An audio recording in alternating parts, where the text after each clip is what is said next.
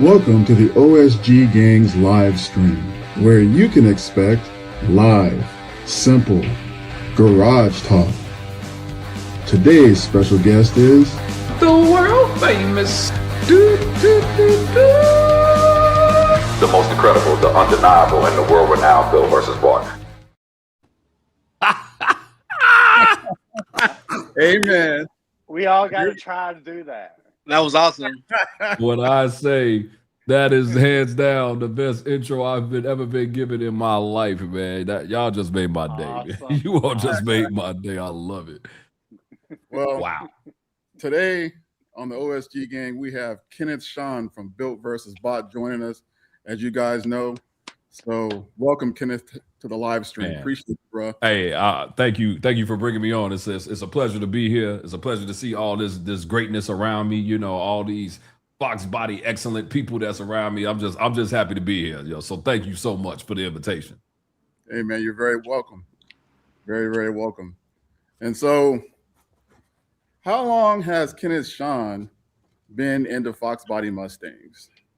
I would say I have been in it since well, if you want to say officially, I had my first Foxbody was my old man's Lincoln Mark 7. He had a 1984 Lincoln Mark 7. So that's the City, the Fox platform. And that was in my life. I was born in 82. So that was in my life forever.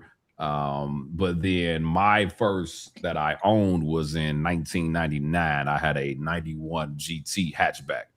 I wanted a convertible because of the movie Menace to Society, but yeah, those were a little bit too expensive, and I couldn't get one. So I ended up getting a black 91 hatchback with black interior. So that was my first official Foxbody Mustang back in 99.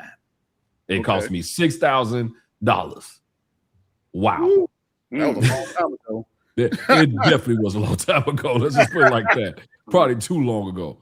Yeah, you ain't gonna find one for $6,000 now. That's never at all. And that's a roller with no engine. You will not find it. Nah, you're not finding that no more. Like, nah, it's 30 years, 40 years later. Nah, you're not. But it was it was a good car. I had it for maybe 2 years. And that was my first time modding a vehicle. And it was my first time blowing up one as well. Oh, really? Blew it up? Oh, bro, serious? So, back in the 90s, early 2000s, if you had a trick flow intake, trick flow heads, E303 or B303, you were doing something, right? So we decided, my old man was an alley mechanic along with 40 other million jobs he had. And so we decided to mod this car in his garage. And everything was successful except when we put the camshaft in, I pushed the cam bearing back. Uh-oh. And just to say, that was the end of me and push rod motors. That's why you don't see me ever. That is the whole reason why I am not an advocate for push rod motors. All because I pushed one cam bearing back over 27 years ago. I'm just telling you, this is why I don't like push rod motors. And this is why I would never install cams again the rest of my life. Okay. I will not touch a camshaft to save my life. You can literally put a camshaft in front of me. I will literally not even touch it. I'll be like, that's because you gotta be gentle, man. You gotta be gentle putting it in there. I thought I was, but all it takes is just a little. But I'll be honest with you, man, that motor had too many miles on it for us to be modding it like that anyway. But I was young, so I was just young, excited, and I wanted to get 250 horsepower, like for real, and I was just ready, and it didn't work out at all. Oh wow! Hey, you learned a lesson though. That you did. Yeah, never touch a camshaft again. You are 100% right. And then many other lessons wasn't, I'm sure. Yeah, I would say the biggest lesson is, know what you're doing, and if you don't, have somebody else that knows. That's part of the thing for me. Like, what I cannot do, I'm not trying to figure it out no more. I'm at the point in life where if I don't know how to do it, I'm gonna get somebody that's skilled at it, and we're gonna go from there. So. It was a great lesson though, like it really helped me, like with wrenching on Mustangs and things of that nature. That was the car that taught me about the Foxbody platform, like because I stripped that whole car down. Me and my best friend and my old man and his best friend at the time, We stripped that whole car down. So that's where I got the knowledge of where everything is at in a Foxbody, like how hard it is to pull out a dash. Yeah. How hard it is to do a heater core. Sorry. But it just takes me back. So I get flashbacks. So if you see me like, that's just a flashback from the 90s. All right. Gotta forgive me. I'm at that point right now, bro. So, and there was no YouTube back then, so you couldn't really, if you didn't know what you were doing at the time, you couldn't go and search, how do you do this? Man, we still had AOL.com at the time. Welcome, you got mail, like, Slowline GT500. That's my buddy. What's happening? But yeah, I would tell What's you all. Up, Matt? Yeah, I would tell you all like, nah, that was one of the that was a learning lesson for me. And I kind of revisited that learning lesson last year, but we'll get into that later. I don't want to do all the talking, but yeah. It's okay. The spotlight's on you, bro. So it's all good. That's right. You talk all you want. And so y'all need to tell my wife that. I'm sorry. Go ahead. I'm sorry. Hey, man. Yeah, my wife needs to learn that too, but it ain't happening. It ain't happening. She's the queen, and so be it. I just do what she tell me to do. Hey, man. That way you have peace, right? That way you have peace. Well, at least we can try to have peace, bro. So you're 100% right. So, sweetheart, I know you're never gonna watch this, but if you do, man, as long as you have peace, I have it too. Exactly. Amen. Shout out to my wife. I love you, honey. And so the KSD Notch. Yes, sir. 1993, right? 1993, one of 777 93 black notchbacks that had all the options with black interior. One of 777. I don't talk about that a lot because there's always somebody that's going to challenge it. But if you look it up, all option notchbacks, black on black coupes with all the power options and everything, 777 made. And I got one of them. And that's why it took me so long to actually finally come back and get one, because I knew that's what I wanted. So, just to give you just a background, I've had, let me see, I think I've had either 5 or 6 Fox bodies so far. I've had 1 GT and 4 notchbacks. So yeah, 5, sorry. 4 notchbacks. I had a silver one that was horrible. If I showed you all a picture of that, you would laugh at me. So I'm not going to get laughed at today on this channel. Then I had a red coupe. But then I got into a bad street racing accident back in 2003, and it wasn't even mine. So I was known in the street racing scene at a certain point. I was the guy that nobody would know, and then I would race everybody else's cars. So, I was known. I need to know what wheels are going on the KSD Notch. Look, I actually let me cut myself off. Let me cut myself off, and I'm gonna come back to my point. I made a decision that today on your show, I am going to reveal to the world the wheels that I have. Hell yeah.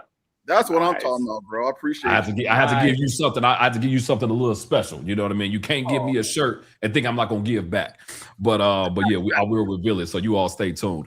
But I got into a bad street racing accident back in 2003. I raced this guy. It was actually my best friend at the time. I raced him, beat him, then raced him again. And he saw 120 miles per hour, and then a lady pulled out in front of me. She actually was wrong, but I was racing, so technically it was all my fault. So, so then after that was it. I had to sell the red coupe that I had because I crashed somebody else's car. He didn't have full coverage insurance, and I had to go ahead and replace his car with a roller, which was better than the car that he had. He ended up getting a black 92 notchback that was a roller. And I stayed out of the scene for 13 years after that. So 13 years from 2003 to 16, I was nowhere near the Fox body scene anymore. It wasn't even called Fox bodies back then. They were called Mustangs or 5.0s. 5.0s. We didn't even call them Fox bodies back then. Yeah. So yeah, I stayed out of the scene for 13 years. I started, I got into the crotch rocket scene for a little bit, and then I was in the Harley scene for a long time.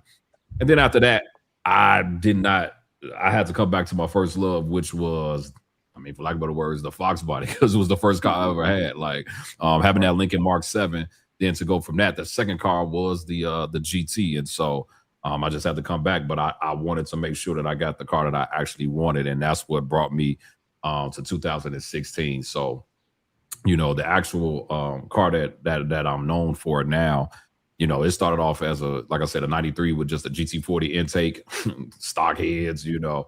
And I thought it had 40,000 miles on it when I bought it. And it was close to original, right? But then I got it and I got it home, and I think about 2 weeks later, man, clutch went out. I was like, I ain't even do nothing. Clutch that went out. I technically, my house wasn't ready to be trying to do a clutch in it. I wasn't set up at that time to, like, you know, do a clutch in my garage. So that went out. A few other things that started going left. And I'm like, if this got 40,000 miles, why is everything so messed up? And then one day, one of the owners of the car only had 3 owners, reached out to me. Shout out to Evan Dench. He is in the Foxbody community as well, but he's from Illinois. I know the car went from Illinois to Wisconsin, then came back to Illinois. And he had the car back in 1999, 2000. And he gave me the whole history, man. The car got stolen. They pretty much stole it, pulled everything out, and left it on the street. He ended up picking it up. And, you know, back in the 90s and 2000s, you know, you can go to the junkyard and still get good parts and things of that nature. So I was always wondering, like, I would pull, when I started taking the car apart, I'm like, oh, man, you know, junkyards write stuff on the part. So I'm pulling stuff and I'm seeing all of these stuff written on it. Then I looked at the dash. The dash said 25 years. And I was like, that would be 89. This is a 93. Why does it have? And so then he started telling me what happened. And then he sent me photos. Like, he actually had actual physical photos of what the car was, etc. I think I got it on Instagram somewhere. I do have it also on my computer, but the car was jacked up.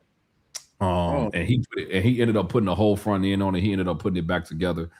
And then he ended up selling it. And I think the guy that had it in Wisconsin had it for a while. He only put about 2,000 miles on it. And then the next guy had it for like 13 years. And he sold it.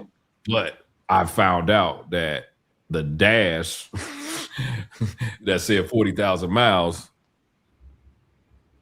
A big gulp. I'm just going to leave it at that. So give or take, right? I'm just going to leave it at that. And what ended up happening was I thought I was just going to keep it as close to stock as possible because this is a rare 40,000 mile 93 notchback. Man, I was like, hey, man, we tearing this whole thing apart. I went to Foxtoberfest in 2018. It was my first one ever. This is before I was on somebody else's YouTube channel. It was called MCSC Green Wheels before I had my own. And that's how people started to know about the car. And that's, you know, I started an Instagram page, etc. But I was on that channel first where we was doing the work to the car. And I said, hey, man, when we went to Foxtoberfest, I'm going to be honest, back in 18, there was probably 250 cars at Foxtoberfest. So what people see now versus what it was back then, I'm like, look, we were in a parking lot and it was just 200 some cars. The horsepower challenge winner had 605 horsepower. Wow. 605 was fast for a Foxbody in 18. That was And the game has changed. Oh, it's night and day now. The 600 now is considered slow to some people, but it's fast. Yep. So I'm happy with 600. So that's just me. 600 is okay. And it's okay. I always say, man, whatever makes you happy is cool. Exactly. I'm a horsepower junkie, though. I'm gonna be honest with you. Like, when I got that 600 first on the notchback, when I got 623, I was like, man, that's great. Then Whipple came out with the Gen 5 3.0. Got 700, great. E85, 740. Woo. I was like, yeah, this is becoming a problem. But so long story short, I left Foxtoberfest, and I was my buddy Darius, who is my best friend now. I remember we was riding back, and I was like, hey, man, we about to take this whole car apart. And literally, we started stripping that car down. I took everything out. We set it up to get it painted. that was a mistake. Because I don't know if you all been following, but if you saw my engine, Yeah, I've been That following. was crazy, bro. That's the iteration of two people actually touching the engine You bay. pay all that money for that shoddy work, you know? Yeah, man, it's bad. And the guy that the first painter, so the car has had 4 people painted at this point. The first painter was actually known. He was known on YouTube. Let's just put it like that. Darius is responding to. He was known on YouTube, and that's all I'm gonna say. That he was known on YouTube, but he was painting all these Fox bodies and SN95s. He was in Indiana. I lived in Illinois. Reached out. We was documenting on the channel, but I don't know what was going on with his own life. But he just was taking people's cars and money and not painting them. Yep. And I wasn't gonna be a statistic. We had to approach him a little bit differently to get my car done. I'm gonna say like, I get it. yeah, I'm just gonna leave it at that. I'm like, we had to approach him a little because he had it for too long. It was like, bro, you told me 2 months. We are going on month 7, and you still haven't done AB. I was like, I am getting my car on this date, regardless of what state it's in, but I'm taking it back. And so, Exactly. fast forward from there. I'm trying to tell a quick version of the story. Fast forward from there. I actually had a Gen 2 Coyote motor. And another good friend of mine whose car I'm about to start documenting. He has another black notchback, one of 777. He was actually the person that actually inspired me to get one myself. His car ain't ran in 26 years, and so he's actually bringing it to the guy that painted mine. He's going to bring it all the way to here to Georgia for that guy to do his. So I'm gonna be the project manager of another Mustang. So I'm excited about that. But Oh, good, man. fast forward, you know, we put the Terminator in it. I had a Coyote. He had a Terminator. He had a Terminator motor that only had 200 miles on it. Yeah, and he's had it since 04, and it's been sitting in his garage since 04. So I was like, I wanted to do something different at the time. We made a deal. He was like, if you give me the Coyote, I'll give you the Terminator. Bloop. I bought a Gen 2 Coyote. It had 19,000 miles. We swapped, and the rest just happened from there. And, you know, over the years, I mean, just to make the long story short, over the years, we just started, you know, man, I had a 2.3 Whipple on it at first. Like I said, 630 horsepower. Then Whipple came out with the Gen 5 3.0. Somebody from Whipple actually reached out to me, and they partially sponsored the supercharger. So I was able to sell the 2.3 out of the Gen 5 3.0 for the same price I sold the 2.3 for, because it was a partial sponsorship. So yeah, I did. But that's not the person. A&E Auto Body is actually great. Okay, that A&E Auto Body is great. They are not the ones that I'm talking about. They were the second painters. My man Mike, he painted the car the second time, and he fixed all the stuff that the other guy messed up. So a lot of what people saw for years was the second time it got painted, because he fixed it. He adjusted. The frame was a lot. He fixed everything. So so shout out to Mike, A&E Auto Body. He actually was the person I bought my last notchback that I owned. I had a red 91 for a couple years, and I bought that from him. But long story short, like we you know, over the years, you know, you start changing stuff, and you know, we got up to 740 horsepower, and then last year I blew it up. And that. So, at what point did you break that T56? That was one of your first videos that you had out on YouTube, probably about 6 years ago. Man, dude, you talking about the original T50? Because I got a Magnum now. Okay. So technically, that T56 was a built T56, right? By a guy. I think he was known, but it was. And what ended up happening was, it wasn't it. You know, even though it was built, it wasn't. It wasn't right. I ain't gonna. I'm just gonna say it didn't work. You know, and that's what made me go to the Magnum. And I've had that same transmission for what, 5 years, 6 years now. Like, I have not, or maybe even longer, but I'm still using that. Even that's the one part, that is the only part that's getting transferred back to the car, is that transmission and the rear end. But the rear end is getting cut as well. But that's the only part that's still the same from the old setup. So so from there, like I said, blew it up last year. Had an ejector get clogged, ran lean. Oh, and that did E85, E85 and Bosch 210 injectors are not friends of each other. Let's just put it like that. So, then I had to make a decision. I was like, well, looking like I'm gonna be out for the next 3 years because man, this stuff is expensive, man. Like I've been trying to tell people all the time. I'm like, people think that YouTube is what is my employer. I'm like, man, YouTube wouldn't put gas in none of my vehicles, let alone be an employer. So, Yeah. I can vouch for that. like, you know, and the views I get and the money that's paid out, I'm like, man, why am I still doing this? I'm literally doing this for the community at this point. This is a community drive channel. It's trying to help the community out, you know.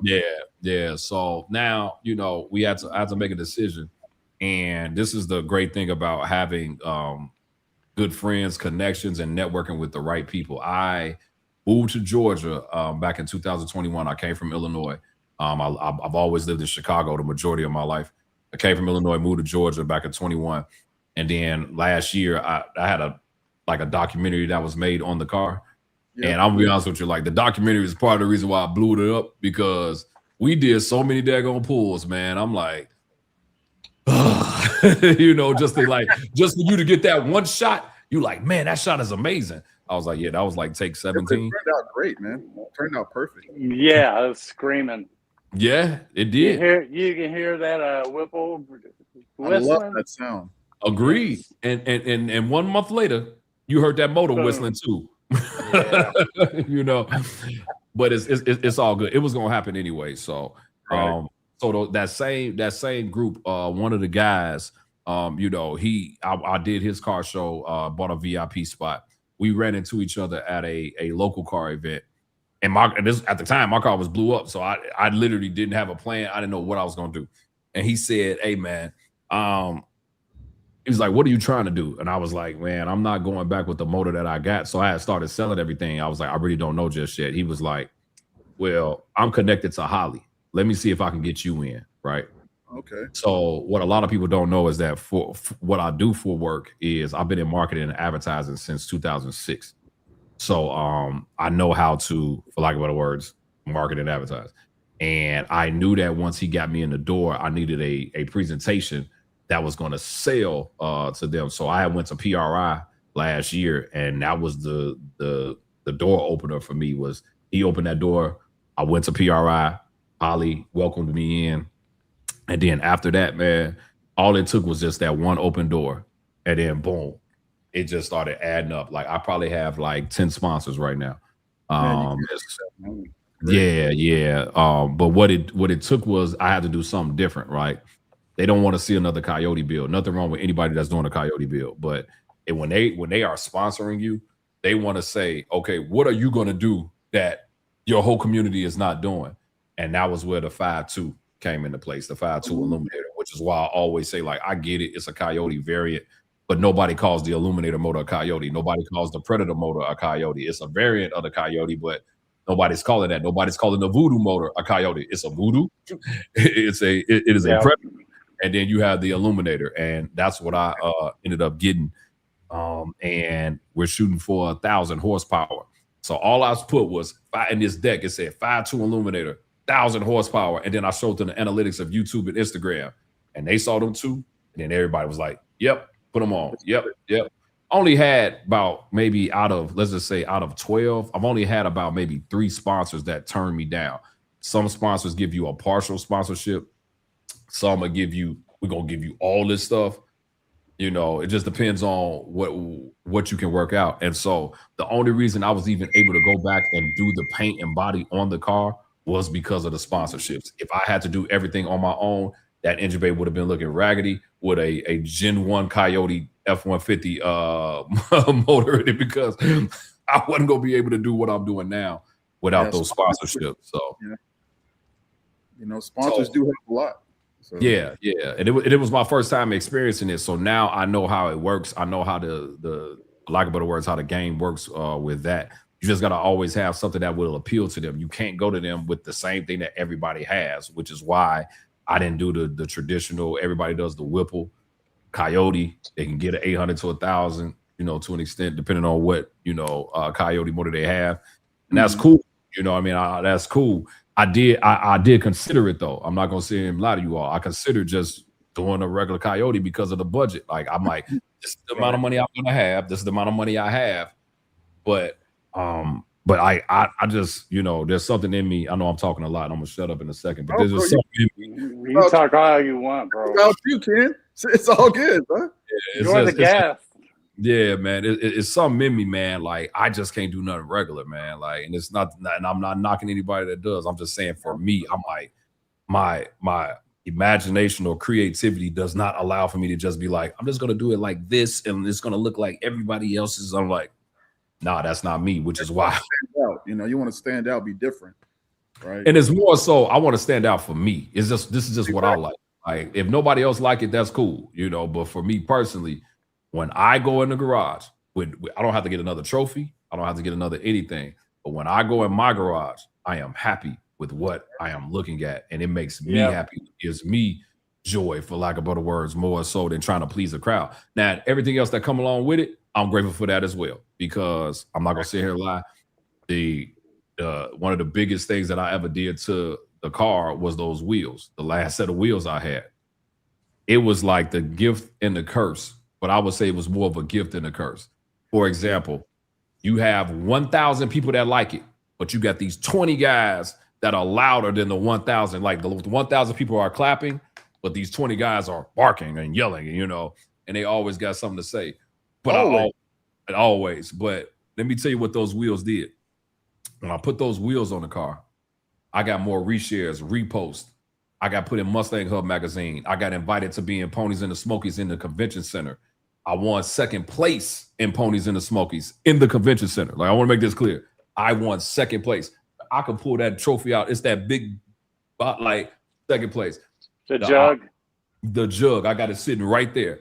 Like, you got to understand, to win in a Foxbody competition, because that's what it was. I was in the Foxbody class. At that time, I didn't even feel my car was up to par, even though I knew it was good. Tom won first, War Admiral. He won first place. But for me to come in second at that time, that was like, I ain't gonna lie to you. After that, I was like, I don't care what y'all got to say. Mustang Hub magazine. Nothing wrong with second place. Ponies, but it's Ponies. Like, it's a judge show. This is not a viewer's choice award. Like, they actually are doing this. You know, I never had my car judged like that. Exactly. So I never had my car judged like that. So for that to happen at that time, that was monumental, you know. So you know, and so like after that, like now, you know, that was like I loved it, and I loved I'm gonna be honest with you, like there was a part of me that, you know, you get tired of everybody. Like some guys, they just always saying the same thing. Oh, those wheels are ugly. Oh, those. But that's fine. You keep believing that, but I keep getting invited to do all this other stuff. I keep winning awards. Like I won Northeast Georgia Mustang Club. That's the biggest club in Georgia. Man, I took first place in their show. You know, the next year they put my car on their T-shirt. You know, I just got and the trophies just started lining up. And I'm not even a trophy chaser. I'm not one of the people that gotta win. Like I'm not one of the people that go to the events and I barely participate in that space. I just bring the car. If y'all like it, cool. If not, it is what it is. So. That's kind of led me to where I'm at today, and it's just a lot more work to do now. So, So what's your end goal with your car? End goal, great question. This time around, I think I learned from the previous mistakes. So the end goal is quality, you know, over everything. Quality, right? So the way so quality is the number one thing for me. I don't want a wire that's old. I don't want paint that's old. I don't want anything that's going to stop this thing from running this time around. That is why this time we stripped it all the way down. Before, I just took it 80% of the way down, but still left the old wiring harness and things of that nature. Right now, you all saw the video from last week when I got the car back. That car is just a shell. You know, now we got some more stuff in there because it was worked on last week, but it was just a shell. But literally, I said we pulling all this stuff out. I don't want nothing. Like there was a boat on the car. Look, we pulling all the stuff out. The only boats that are on the car now is the boats that's holding the doors and fenders and hood together. That's it. You know, there's nothing else connected to the vehicle as of last week. This week it is now, but I just wanted, you know, quality. The horsepower number, yes, I'm going for 1,000. Just be Kenneth, honest. I got a question real quick since you're Sure. on the subject of your car. Yep. The smoothed shock towers on top. Are you running the total control? Is that the kit? No, I'm running a Ride Tech SLA kit. So okay, gotcha. Yeah, so we're running the short long arm kit from Ride Tech. So they're another sponsor of mine as well. So Nice. I'm actually, everything is going to be Ride Tech. So like I have biking coilovers as of now, but I'm only using those so that we can mock up the rear end. Once I get like the proper measurements, then I have to go back to Ride Tech, say this is how long or short it is. And then they're going to send me the proper coilovers to go on the setup that I have. So Gotcha.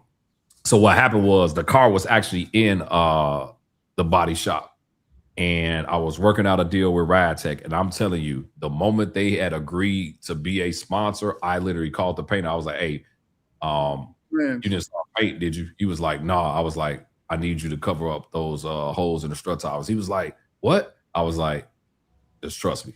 Trust me. I'm like, thank you, bye. I didn't tell him what I was doing. I'm like, but I need you to cover those up. And then he had to come by the house and get something from me. And yeah, that's how that transaction happened. So but yeah, Ride Tech SLA. I was trying to work out something with Detroit Speed. The only thing is that their kit, because I saw their kit at PRI, you got to cut into the frame. Yeah, I didn't want to do that. I didn't want to do that because that's a permanent decision. Like, you know, you reverse it, and I didn't really want to do that. So I was like, man, you know, I was like, man, just try to see if we can do the Ride Tech one because it's a full bolt-on kit. And so, yeah, that's what ended up working out. I like how you kept the shock towers and didn't just smooth them away like most people do. Yeah, I wanted strut towers. Sorry, I'm old. Yeah. No, we knew what you're talking about. So I'm gonna be honest with you, like I considered it, like seriously, I really did. And shout out to Caleb. I saw his, and the way his was set up, like I physically saw, like sometimes you see it on YouTube is one thing, but when you physically see it in person, it made me appreciate what he did with that. And I actually did like it. The thing that when you cut them out is going to leave, and this would have been fine for me now. I think at the time, like once you cut it out, that leaves everything open. Like it is, the whole engine bay is way more open, right? So you can see everything. So it was one of those, I want to keep somewhat of the nostalgia of the Foxbody, you know, to an extent, because granted, I did shave the whole firewall, so that technically don't keep smooth, baby. Yeah, like I technically got rid of the nostalgia there, but I just felt like I called my engine bay the unholy engine bay. That is the name of it. Man, that's awesome. Yeah, because not unholy in the sense of seeing. I'm talking about no holes in the engine bay. No holes at all. No holes at all. And that was my whole thing. So like even where that core support is, where we got those 4 holes that sit right where the radiator, man, I was like, hey, get rid of them too. Get rid of everything. I do not want a hole nowhere. And part of the idea is that there will be nothing mounted on anything as it relates to the firewall, as it relates to the sides, nothing. I do not want anything. I don't want no holes anywhere because I am not going through this process again. Like, I want to make that clear. Like, I am not going through paint and body again. So, nope. So, yeah. So that wire tucking everything's going to be tucked away. It's already tucked down. So that's part of where we are now. So technically it was tucked before. But, you know, if you ever deal with a Foxbody wire harness, and if you don't pull that thing in and pull it back out, listen to me, man. The way that you got to tuck a Foxbody wire harness inside that fender, it's pretty rough. It ain't fun, especially the stock harness. So Ron Francis Wiring. So Ron Francis is a sponsor as well. Shout out to Ron Francis Wiring, man. They gave me a whole Foxbody wiring kit. I was looking at, was it American Power? Not American Powertrain. It was it's another company that got one on LMR. They sell an 87 to 89 wiring kit. It's like $1,400. The difference is that you can use it on a 93. It just don't have like the airbag scenario. I don't got an airbag anyway. That car ain't had an airbag since I had it. So But the Ron Francis kit, like we mounted it, and when I tell you the work, shout out to Top Notch Garage, shout out to my man Kevin. He's the lead. I call him the lead engineer for this build. We have been like collaborating on how I want this thing to look and what I want it to look like. And I got like 4 videos that I need to edit, but we've already started the process. So the wiring is like, when I say it's about, I can tell you like this: if you was to pull my car apart, you're gonna see in the videos, but like one of the points that he made to me was the wiring needs to be as clean as the paint. Like if you got all this money in paint, all this money in the motor, but you got, them crimped wires and you didn't crimp it, like, and they just all hanging there. And if you put your foot on the brake, you could possibly snatch out the starter, like stuff like that. You know what I mean? It cuts off your radio because you got wires hanging and stuff. I'm be honest, I've been there before, so I'm not talking about anybody else. I'm saying this as I've been there before. But wiring was always my number one issue, and I was like, man, this time around, everything new, everything clean. With the wiring, somebody just said, how hard is a wire tuck?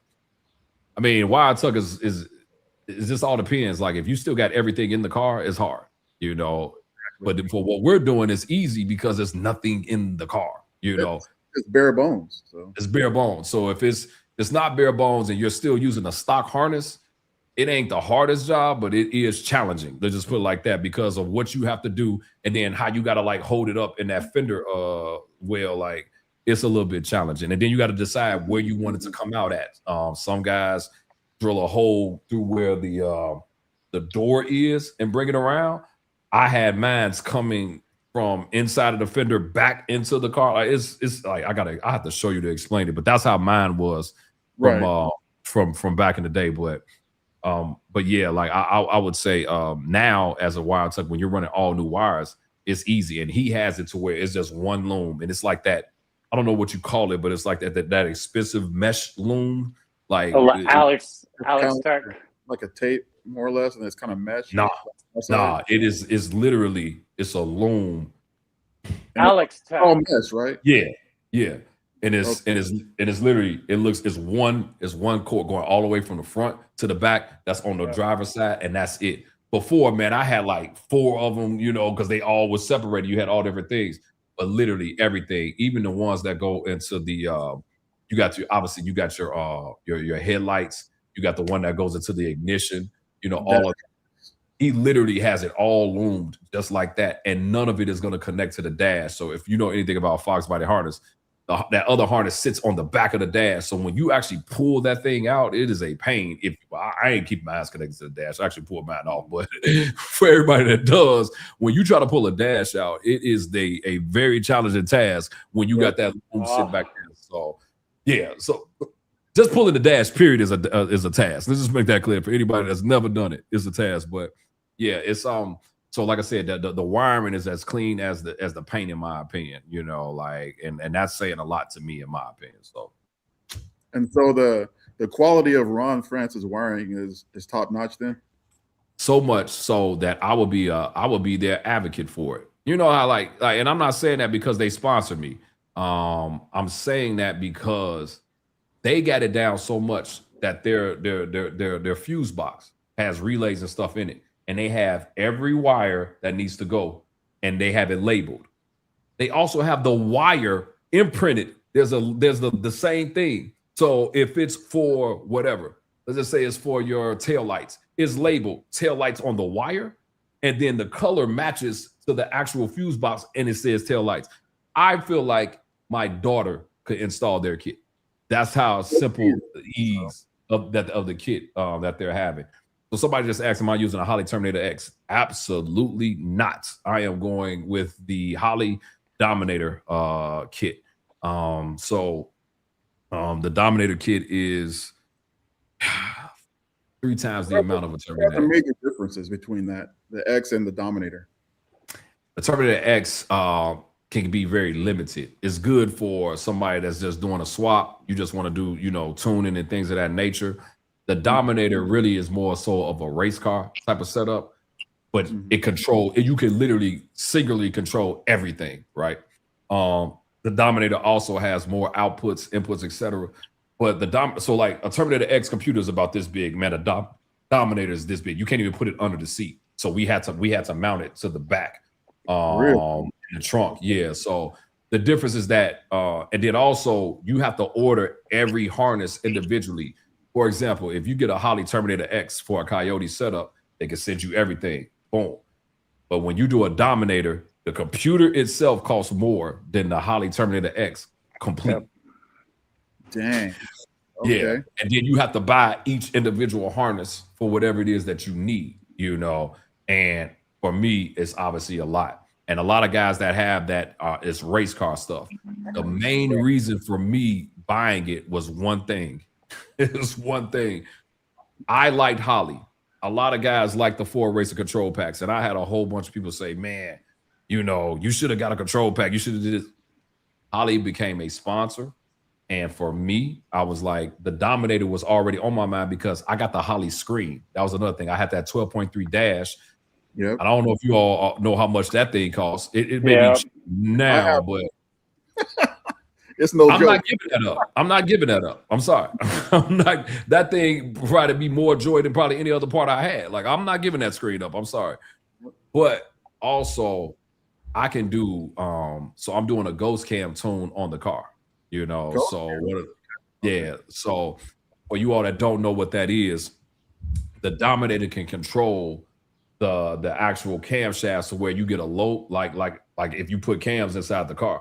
So a lot of people with Coyotes, they do that so they can avoid actually putting cams, but it can actually individually do it itself off the Dominator. You can't do it off a Terminator. You can't do it off a Terminator Max. You can only do it off a Dominator setup. And you can literally, you know, make the cams, like it can sound like it has cams. And like, you know, the car, like when it jumps down, brings down the idle, you'll hear like, yeah. So that was the main reason, because I already had, the motor is technically a built illuminator. I already had that stuff in there. I didn't want to touch what the guy built. So it was like, nah, we going with this setup because this is all, and it's under warranty. Like that's the other thing too. Like I don't want to mess up, because if I go in there now and switch out the cams, and what's my biggest fear? Something goes wrong. Well, no. We started off this thing talking about me and camshafts. Yep. I know. You're scared to touch any camshaft. I get it. I won't even touch one. I'll look at it, but I'm like, you put it in my, like, nope, don't even put it in my hand. So that's, those lay on top, they don't slide in. Yeah, exactly. Oh man, I remember those cold winter days. Like, man, yeah, man. I feel you. Yeah, so that's really, you know, like that Holley setup, you know, is key for me, because it was that Holley. I'm gonna tell you like this, man. The Holley setup is probably more than some people's cars. Like, just put it like that. Like when you consider all the stuff that I got with Holley, it is people that's actually, we call it pocket watching, checking like how much my stuff costs. Like when I post this stuff, people be like, man, where do you work? I'll be like, the hell? Y'all forgive me, y'all. Like, what do you mean where I work? They got the calculator out, go like this. They're like, where's man, Sean? Where's the receipts? You know? Like, must be nice. I'm like, I guess I'm just putting out content. I'm not trying to like, so yeah, that between, like I said, the Holley, that saying must be nice. I hate that saying. Yeah, because you're really not saying it must be nice. You're saying you can do it, I can't. Like, I don't. Right. It goes along. You put in the work, you're going to get somewhere. Maybe, you know. So I believe that one of the main differences between the Terminator X is the Terminator X will monitor the entire engine as a unit, and the Dominator monitors each cylinder the same way. So basically, you're basically checking, you know, like the air fuel ratio, all that stuff for each cylinder, instead of like just like as a unit. Yeah, and that's hard work to like lean out. On the Terminator X, you would have no clue like which cylinder or what's failing, but with the Dominator, you'll have exactly which cylinder it is, if it's an injector, all that stuff. And that's what happened to me last year, which is why we did not know what was going on. Yep. Leaned out on cylinder 5, and I got home, and I'm like, yo, why is the car running like this? The idle is dropping to like 700. I cut the car off, tried to start it back up, man. It did not want to turn over. And then I'm smelling gas, and I'm like, oh my God. So then finally got it to run, got it back in the garage, and then took it to Kevin's shop. He did a cylinder pressure test and all that. And he called me. He was like, so you want to hear it? I was like, I guess I don't, but sure. And that's how we found out. And just to go off of what you just said, you're 100% right. When we went into the Holly, it couldn't tell us which cylinder. So we had to go test them all. And so I actually had 2 cylinders that were actually messed up. I think it was 5 and 6 were actually messed up based off of the injectors being clogged. So wow, is what it is. So did you junk the Terminator? Nah. Oh no. Terminators are very rare. There's still a market for the Terminator. Man, I threw that thing on Marketplace, and I had all these people making offers, but the one and I had stuff separated. The one guy, there was this one guy reached out to me. He does 03, 04 Cobra parts sales, and when you get guys like that, he wanted to get everything. So I had to make up in my mind. You can make this easier, but he's gonna want to come and he's gonna want to lowball you. You got to know when you have those guys that's reselling parts, he's gonna come and find anything wrong. He's gonna be like, "Oh man, there's dust on your supercharger. I'm only gonna give you 1,000." I'm like, "Man, this is an $8,000 supercharger. If you don't get out of here with that," no. And so I knew he was gonna do that. I was prepared because I always, when it comes to negotiations, I have a number in my mind that I would never tell you. You're gonna lowball me, I'm gonna highball you, and we need to meet somewhere right here. And so we ended up meeting in the middle. And the sale of the motor, the supercharger, the headers, I mean, all that stuff that he bought plus some other stuff was the thing that allowed for me to buy the Illuminator the way it was. The version of it that you see now with all of the powder coat and the valve covers, the long tube, that's not what it was when I first got it. I took it came with the, I forgot what's the name of that intake that everybody loves so much. Just like the most beloved intake that people with Coyotes love. It was Boss 302. The Boss. Man, they love that intake. I'm like, man, get this plastic thing out of here. Nothing wrong with it, but for me, I'm like, man, get this thing out of here, man. And I was able to sell that for a nice amount of money. And I bought it. It came with the car. I was able to sell that. I was able to sell a couple things. The valve covers that I had. I'm sorry. You can't call them valve covers when there are no valves in a Coyote. Right. So the cam covers, cam covers. Sorry. The Coyote Alliance of America will crucify me for saying that. So, but I just was able to take a lot of that stuff off. Then I got everything powder coated and all of that. But yeah, selling the Terminator motor, what allowed for me to be able to get the motor that I have now and all the other parts that went along with it. So I had to sell the motor and the supercharger. Let me make that clear. There was a package deal for that. Now here's the thing that he don't know. And this is why you don't tell the stuff in negotiations. I paid $3,000 for it, but it got sold to him for $5,000. You don't have to know that because the value of the supercharger is still the value of the supercharger, regardless of what I paid for it. And he don't have to know it's sponsored, So that's where I was like, in my mind, I'm like, I'm still coming out winning because I'm technically making a profit off of this one, but then I'm losing on the motor, because I could have made more money off the motor, but it was the supercharger that was the thing for me. So, yeah, that's what ended up working out with that, and that's why I got the Illuminator. And I was starting off, as just an NA car, and this was I'm dead serious. You got to understand. That's hilarious, Matt. Have you got more bling than a Zale store? Wow. Damn. Wow. Look, let me say something, man. Matt, he's hilarious. He's been around for a long time. Like he's from Illinois as well.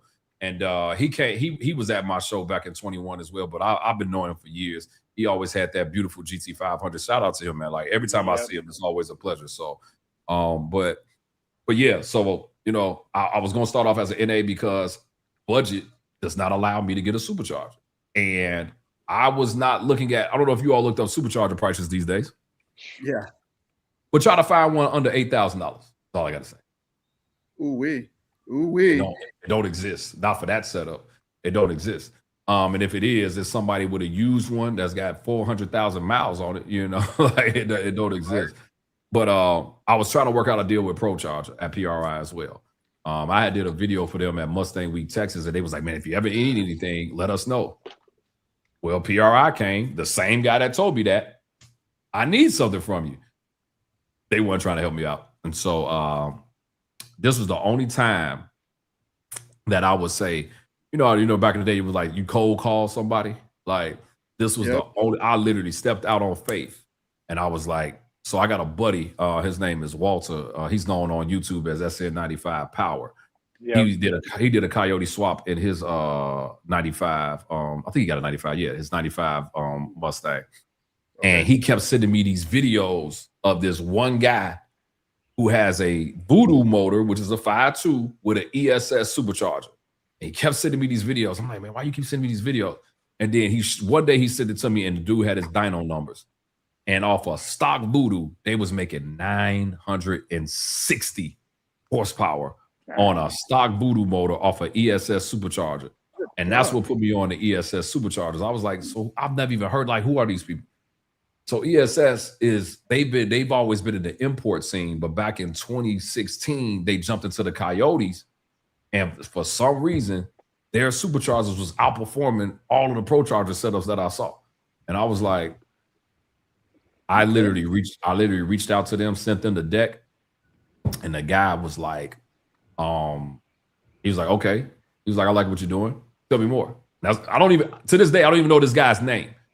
So I started giving him more information. He was like, all right, cool. Let me check with the team. We'll get back to you. And he was like, all right, cool. No problem. We'll give it to you for 80. I was like, 80? What? I was like, what, 80? I was like, man, is you crazy? Like 80? He was like, nah, 80 off. I was like, $80? No, 80%. Sold. Ding. Sold. Hell there yeah. Where do I start? That's crazy, bro. Man, I gave him that. The size of your supercharger is huge, bro. That thing is huge.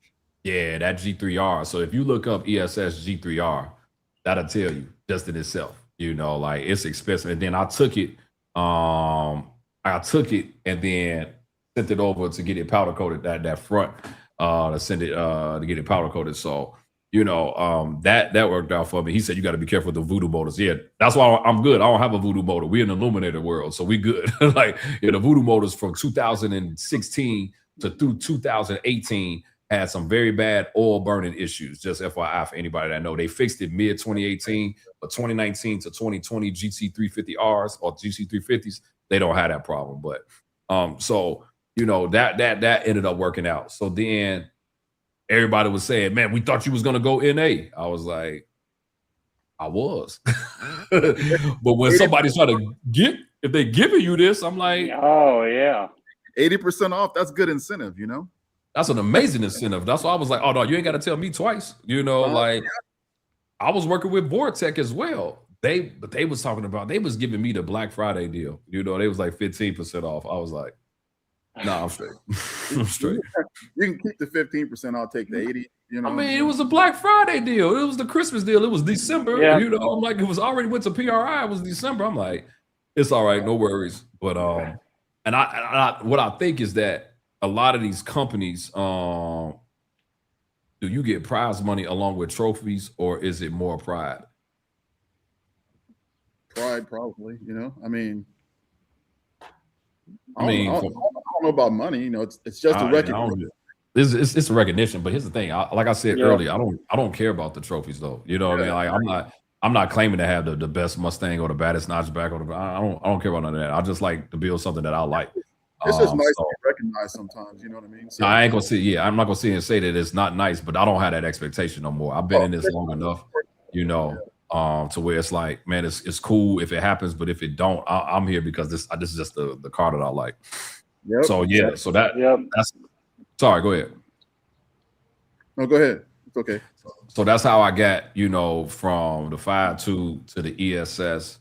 You know, and that's the setup that I need to run. So we kind of talked. I was talking with Kevin the other day because I have the Holley VR2 brushless fuel pump, and yeah, Yeah, that thing is crazy. That fuel pump is like this big, man. The one yeah, Damn. just look up Holly Brush's VR2. It is crazy. And you know, but it was anything I could do with Holly, I'm doing it. Like, you know, it ain't all free with them neither. Let me just make that clear. But the influencer rate that they gave me was allowed for me to do what I'm doing. So you know, I have to make a decision. Like, I need injectors. Technically, I need to get ID 1300s. I don't know if you all know the cost of ID 1300s. They're like $2,000, bro. Like, there's just no way around it. Like, you can probably know somebody that can get them at a dealer rate for like 15, 1600, but they $2,000 for just 8 injectors, man. So right now the goal is we just gonna do the best that we can on 93 without trying, and I'm not even trying to push it. I just want to get the car running. You know, exactly. The horsepower stuff, I'm not even chasing it no more. Like, if I feel like this is gonna blow everything up, then I don't need to do it now. The motor is capable of handling 1400. If I really wanted to get down and dirty, I would have sleeved it, you know, but I'm not, this ain't a track car. This is a street car that I like to take to events. That's it. You know, I'm never going that fast in that car. Like, I'm too old for that now. I'm never going that fast in that car ever. And I don't, because I don't want to go to jail. I don't want to die. I don't want to crash. It's still a Foxbody. It's still 2,900 pounds. Okay. I don't care what suspension you put on it. You can get that daggone frame from what's that place, Spec, whatever the place is that sells the frame, and you can still crash that car. I don't care what you got. Yeah, you can still crash that car. I'm straight. Still wind up dead. So yeah, and I'm good. I like to be alive. I got a wife and a kid to take care of, so I'm good, man. So good. So yeah, that's where I'm at. I mean, it's a lot more parts. I could be talking to you all for another 2 hours, but that's where we're at with it. I just wants to clarify his question. You know, he just said, he said he was just wondering if people can make money from doing car shows. I imagine some do, perhaps. I mean, it all depends. Like, it all depends. Like for example, like I usually will have a booth at certain events. I sell apparel. You know what I mean? I sell stuff. That's how you make money. But you don't make money from winning a car show. No, it's just really the trophy. That's it. You just get a nice trophy and a good participation, you know. Yeah, thanks for showing up. Give us our money to get in this event, though. You know. Yeah. I imagine the money that you spend, like building the car, would negate everything that they would give you, for the trophy. You know what? I'm in 100% agreement with you. You know, like, I just think that when you, and here's the thing, it's other guys that spend the same level of money as me that don't get any trophies. So, you know, I think what it does, you know, it's two things, I mean, that I will say to anybody that's in this game. You got to be secure in your build. And I'm telling you, there are guys, I see it. The one show I see it at every year is Ponies in the Smokies, man. Every time I go to Ponies in the Smokies, somebody is complaining about the judging and how they didn't win. And they're on Facebook just, yeah. I'll just be like, you all. Like, you got to get over. Yeah, you got to get over winning trophies, man. Like, look, I'll go buy one and say it's from Bill versus Bart and send it to your house if it's going to stop you from complaining. I'm just saying. But, you know, I think, like I said, for me personally, you know, it's not about, I'm not a trophy chaser. Don't get me wrong. I'm not going to sit here and not accept them either. You know, I feel good when I get them, you know, I mean, but at the end of the day, I didn't build it to get trophies. I built it because I wanted a Foxbody that was reliable, that was fast, and that was pretty. For lack of better words, like, that's what I wanted. So, and I always wanted the one that I have now. I'm gonna be honest with you all. This is the last build I'm doing. I ain't touching another one after this. Oh, I'm taking a 5-year to 10-year break before I touch another car like this. So, too much. So, if I remember correctly, that you grew up south side of Chicago, right? Yep. And your dad had 16 cars in a warehouse. Is that correct? That is 100% correct. And you got the number down to the T. You've been doing your research, and you can't even find that on Chat GPT. So you've been doing your research, kind of, sir. Like, but yes, he did. So that means you got your love for cars, honestly, from your dad. Absolutely. Absolutely. I am my father's son. Like, seriously, like, the pros, the cons, like, I've just been able to learn from his mistakes. You know, for example, he had 16 cars that he put in back in those days. when he came up, my old man would have been, this is what, 26. He would have been 84 this year, if he was still alive. But you got to understand, he was collecting these cars from the 60s up until the 90s, And so he had every Lincoln from Mark 1 to Mark 7. He had a 57 Ford Thunderbird. He had the 62 suicide door.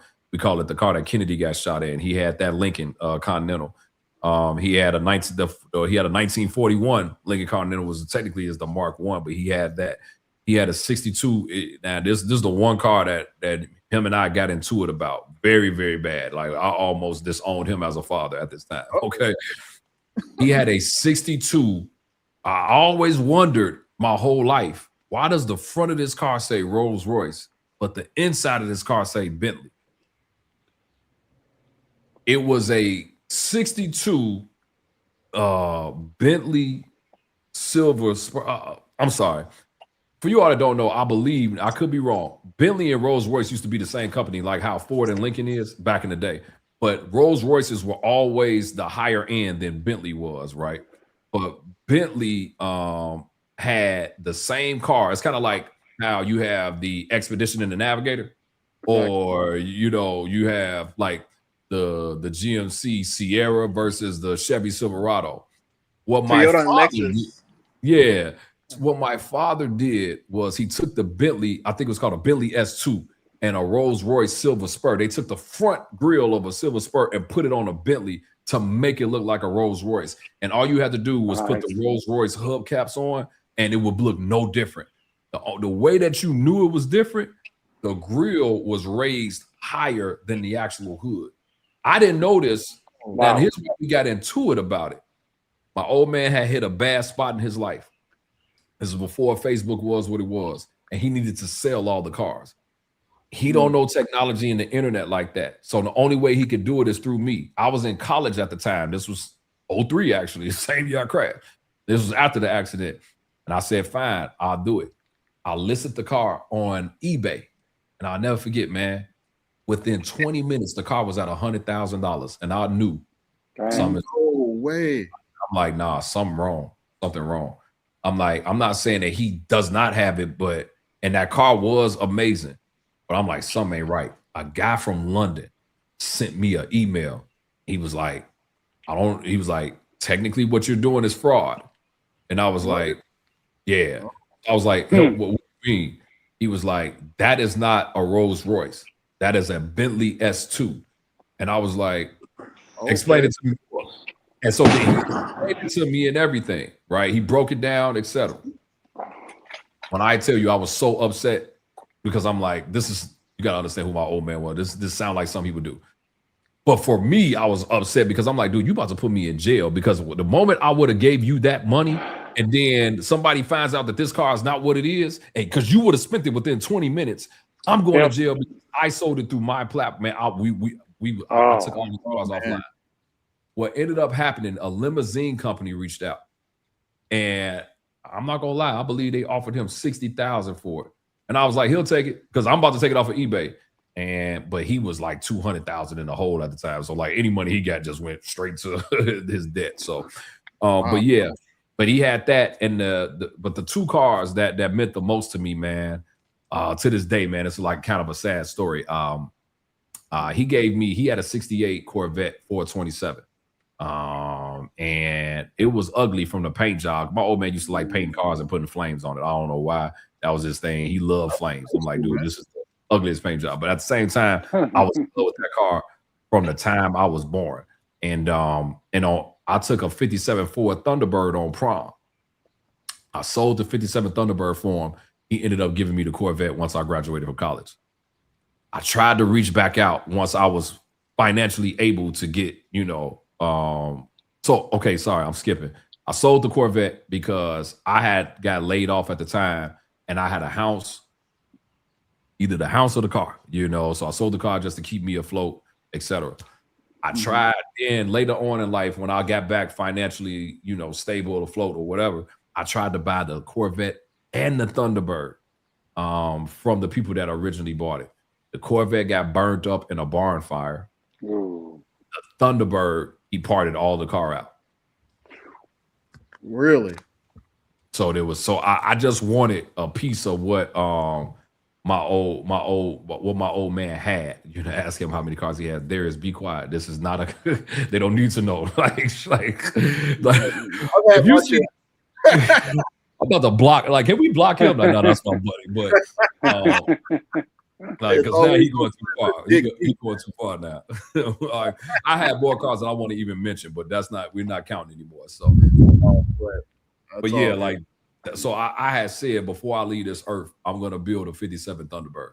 You know, and if I get the opportunity, I'll do the Corvette, but the Thunderbird just mean a little bit more because of the nostalgia of it. I think I appreciate the Thunderbird more now than I did when I was younger because it was such a classic vehicle. So right, yeah, no doubt.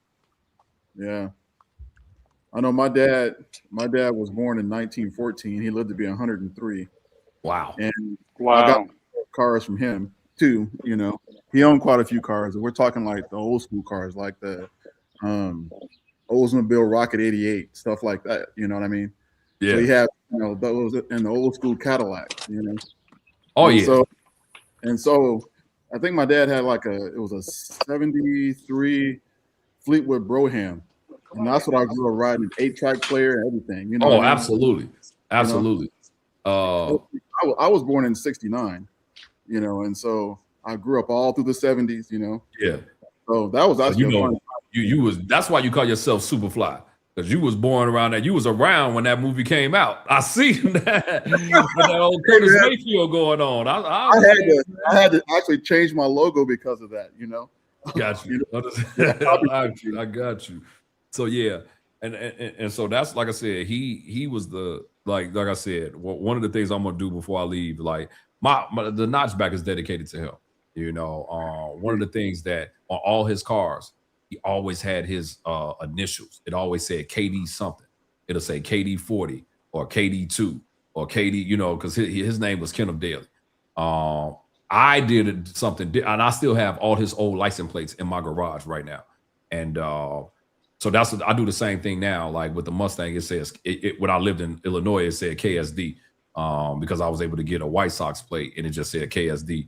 Here I couldn't get those 3 letters because it wasn't available, so it says KSD 93. And so that's always a dedication to him as well. Is that when I do like customized license plate, it's always gonna have my initials and whatever, you know, some type of number, but the number would be in reference to the car. So yeah, that was in tribute to him. But I am gonna get a 57 Thunderbird at some point. But I got so much happening. I don't need another car. I just feel like that. I don't need another project, man. So yeah. That's a nice truck you got too, man, by the way. Nice Too kind, man. Too kind. It was 3 years past due. I knew that. I know Darius is watching, but we're going on tour next year. I sound like I'm a singer or something, but we're going on tour next year. So the car is going to be ready. It'll probably be ready by July, but you know, I'm still just taking my time with it. But I think it could be ready by July, no later than August. But my goal is in 27 though, is to take it to every event that I possibly can, so that I can say that I went to all the events that I've even never been to as well. And I can't do it without a truck. Like I haven't. When I got rid of my Harley Davidson F-150, I haven't had a truck since then. And when you used to driving trucks, lifted and all that stuff, it's weird to be in a car every day, you know. But I got rid of the electric vehicle I had. I was like, yeah, this ain't it. And I waited a year, and then I just got that truck 2 weeks ago. And I'll be honest with you, like, I don't care what nobody got to say. Y'all can love the F-150s. I don't have nothing against it, as I've had 3 of them. 2 of them, sorry. Yeah. Oh, it's not a Dodge, bro. It's not a Dodge, bro. You can't call the Rams a Dodge, bro. They their own company now. Now, prior to a certain year, they was a Dodge Ram, but it's Ram. You cannot say Dodge. Like even when you go to the dealership, it says Chrysler, Dodge, Jeep, Ram. They literally call CDJR all those dealerships. That is a nice Ram. I'll take a Ram any day. You know, so. It's got a 10-year, 100,000 mile warranty. Come on. Yeah, 100,000 mile warranty. I'll take it any day too. Oh man. And so you have a trailer to pull your car and everything like that? Nope, not yet. But U-Haul got a nice trailer that I can always get. You know, I usually rent it. There's no way you're gonna put that on an open trailer. Come on now. You'll see soon, won't you? I hear you. But man, I can't buy nothing else until this car is done. So once I'm finished with that, then we'll start exploring what I can and can't do. I got it. Now there is a guy that's local that I can rent an enclosed from, but it's double the price of what you can get, an open trailer from. But at the same time, I'm not traveling far. Like in 27, yes, I will have a trailer, but today, okay. I think Lewis had a question he wanted to ask you. He had texted me the other day. I did, but it seems like he answered a big chunk of that question already. Okay. So originally, I was going to ask, you've had some pretty nice builds and pretty nice setups. My question is, like, when you have a car like that that's winning trophies, and to most people that are looking at it from the outside, the car is like, it's perfect. What leads you, or what drives you to like keep making improvements to it? Like, yeah, where does that come from? No, great question. I think a lot of times when you're on the outside looking in, you're not gonna know what I know about the vehicle, right? For example, none of y'all knew about how bad that engine bay was. I did. It was just hidden very well, and so for me, it's one of those things where a lot of times too, like a lot of the improvements come from you just want to switch something up, or you get tired of the way that this looks. Like right now, my interior, I actually hate it. Like, because didn't you? Yeah, I just changed it 2 years ago. The reason I hate it is because if the color of the interior was called British tan leatherette. But when you really get close to it, that stuff is orange, man. I never had plans on putting an orange interior in a Foxbody, and I'm not knocking. I'm just I didn't want orange. But I sent the I guess you could say the gold iterations that I have. I gotta take that orange out because when I say it's really not gonna fit now with what I'm doing, it's just not gonna fit. You may still see it this year, but that is not the end goal. Like I know what seats I'm getting. I gotta redo the back seat because the tubs make everything so the back seat don't fully go in anymore. But I would say, it's the other thing too is then people drop new parts. That's the problem too. Like new stuff comes out. The technology gets better. When I first started my build, there was no such thing as a Terminator X. We was using the Ron Francis wiring kit for the actual computer setup when I first got it. And then Holly dropped the Terminator X. Easier to tune, stuff like that. And then the big 12.3 screen came out, like stuff like that. So that I think it comes from this is my thought process. I want a modern car in an old car, if that makes sense. I want a modern feel in an old car. And every year these companies keep coming out with something new. I remember when there was things as Apple CarPlay. Hilarious. Yeah. I remember there was no such thing as I know. I remember there was no such thing as Apple CarPlay, right? Right. And now that's a big thing.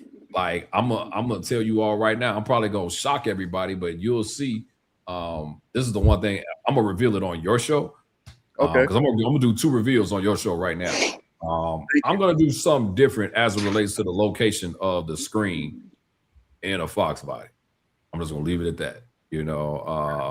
My issue, and I mean I can give it away. Like my issue with the screen in a Foxbody, it is right there. I'm sorry, you all. My daughter is making a lot of noise. Like I can't hear. Yeah, my wife heard it. Okay.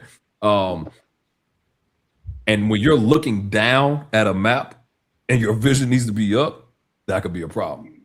So I got a plan on something I haven't seen nobody do, but like that. So it won't be down there. So you can take a guess, but it won't be. I have an idea, but his whole windshield is going to be. It gonna be that far. I'm not gonna go that far. I'm not gonna go that far. A coupe frostbite. So nah. So if I'm not mistaken, well, I don't know what he has. I'm gonna tell you. I'm gonna tell you. I'm gonna tell you like this. I am doing. It's Go ahead and reveal it. It's gonna sit on the dash like this. That is like literally gonna sit just like this. So I don't know if you all remember. I had an iPad sitting up there before, right? I remember that. But it was I was using like one of the Amazon stands to keep it up there. When I did the car the way that I did it, and you got to understand, I loved it. And like what happened was some of the guys who I'm even cool with, they ain't like it at first until we took a ride. And they was like, man, now I want to do that. I'm like, of course, because y'all you can't accept change at times. It's hard for people to accept change. Like they want to stick to the cassette players that came in the Fox bodies back in the 80s and 90s. So I'm like, dude, we are in 2026, man. We got to adapt to the time. I got a plan to where it's gonna sit on the dash, but it's gonna look like like I said, it ain't gonna look like it's an Amazon stand anymore. It's just gonna look clean. You know, it's a screen that's there. Not necessarily. Yeah. Well, let's just put it like this: when you look at a Tesla, does a Tesla screen look integrated into the car? No, it's separate. It looks very separate, but it looks really awesome too. So, and I'm gonna leave, and that's what you can expect. Okay. You know. Now here's the thing. That's the partial reveal. That's one because I'm gonna show you all the wheels in a second. Okay. But that's a partial reveal. I'm also getting my trunk built out as well. So once we finish all of this, but that's also a next year thing as well. Once we finish with this, you know, depending on the timing, like I got a buddy in Chicago that's gonna build out the trunk and stuff for me, so I got to take it there for him to do it. But that'd be more so of a next year thing. So bottom line is that, you know, we are going to, you know, I just got to do it different. Like my thing is part of the reason why I even got, and I go here, part of the reason why I got rid of the wheels, it wasn't because I did not like them, but two things. Number one, when I got the car tubbed, I reached out to Billy Specialty. What they are charging for 2 wheels is what I paid almost for 4 wheels 4 years ago. I was like, man, absolutely not. Like, and then I didn't want the same look anymore. It was like, if you do all this and then keep that, you'll see that the wheel was deeper and it has a deeper lip and it will look great. But I just didn't want to have that. I just didn't want that look anymore. Like every time I go, like I've had 5 sets of wheels. I consider one set twice. I had those Adhons that was silver, and then I'll have the only chrome set. I have the only chrome set in the country because I shipped them to California, had Cal chrome them, and send them back to me. So that was like a big deal at the time because everybody was like, "Where'd you get them from?" I was like, "I took these wheels and had them chrome. The chroming cost more than the actual wheels, you know, at the time." So I had I had a black set of the SVE mesh wheels. I had the 17-inch Cobras on it, and then I put the after the chrome was I put the Billy Specialty wheels on it, and then the ones that I have. So the wheels I got, they'll be here on Tuesday, but I can show them to you all today. Matter of fact, like we could just, you know, let the world know now. Like, how's about that? Okay, here I'll make Let's do it. I'll make full you screen, baby. Big reveal. Oh, I got you. Hold on, here we go.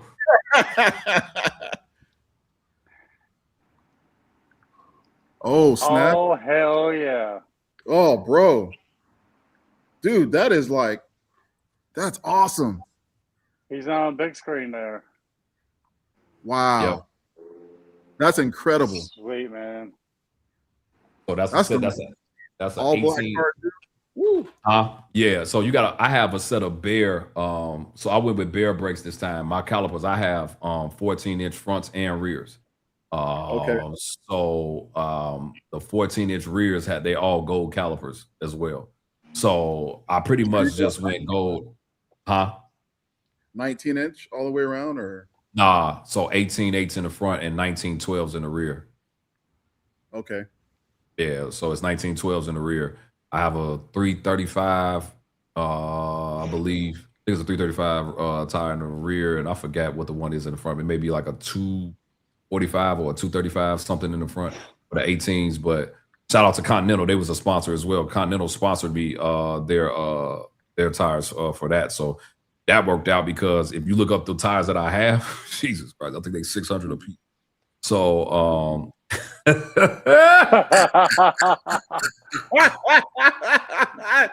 Matt is hilarious, man. Yeah. So they'll be here. They'll be here Tuesday. And so we are gonna. That's the one thing that's holding us up right now, because in order for us to do the rear end, he needs the wheel. Yeah. Because right now, at bare minimum, I know I'm cutting 3 inches off each side. A lot of guys only go 2, but then everybody that I know that has went 2 said they wish they would have went more. Because I want to make sure it's tucked in there good. But then also I want to make sure that you can see that lip very well. I rubbed on my last set when I did the pan hard and torque arm bar. If I didn't have that, I wouldn't have been rubbing like I was. But when you put that setup on the car does a little bit more of this when you're turning. And so it makes the tire go inside a little bit more because you don't have upper control arms with that pan hard bar. So the tire can actually go in a little bit more. And I kept rubbing inside of the actual Tub. Yeah, the tub, instead of, if it had upper control arms, it would just go up a little bit. But then when you don't, they go in there and so like I didn't want that anymore. So we pulled the pan hard bar, and I can't have a pan hard nor a torque arm bar because when you shorten the rear end, you can't run that setup anyway. So I'm a little and I think that's the one thing. Like I may have to go with UPR's kit. I forget what you call it, but it's like that bar that sits under the rear end. I might have to go with that for right now because the battle box. Yeah, like because outside of that, I got UPR uppers and lower control arms now. I've always had Maximum Motorsports before, but UPR was a sponsor as well. So I got their upper and lower control arms with their spherical bushings and things of that nature. But it's So like I said, I'm just going totally different. So like everybody was asking me, so you going back with the gold? I'm like, nah, nah. And that's why you see everything else accented in gold, because it keeps the old theme of the car, but then it still gives it a new look, And so I knew that this wheel, the spokes, I like 5-spoke wheels. That's just me. But the spokes were bigger. And I knew that if I went with a gold iteration on that, they would be bigger, and it would like I just didn't want that much, this time around. The Billet Specialty spokes were smaller, which kind of worked in my favor a little bit, but these are a little bit larger, and I was going with that deep lip. Not to say that it wouldn't look nice, but like I said, I don't want to do that, then have gold calipers, then have a gold motor-ish. Well, it's not, it's powder coated that, but I just didn't want that. I didn't want to overpower it with that color. So which is why I decided to go with the brushed aluminum look with a polished lip. But that polished lip is clear coated. Okay, that polished lip is clear coated, because I don't know if you all have to deal with polished lips. My God. Yeah. Oh yeah, it sucks, man. It sucks more than what you think, man. Let me tell you. So look, I revealed that to you all right here for the first time. Ain't nobody ever seen. Well, my friends have seen it, but outside of that, no. This is not. It ain't even on my own channel. I can tell you that right now. You all go to my channel, you won't see it. It ain't even on my own Instagram. No, it's not on the channel. I appreciate that, Thank bro. you, Kenneth. Nah, no worries. Thank y'all, man. We appreciate you very much. Someone asked me about posting up a link so they could join. Do you mind? I'll just put a link out there so they can join us on the panel. You okay with that, Ken? Yeah, man, I'm here. Whatever you want. This is your show. I'm just a guest. I do what you do. You're the special guest, bro. You're the special guest. I'm on your show. You do what you tell me to do. You actually revealed a lot more than just the wheels. You revealed changes to your rear end, the suspension on the back.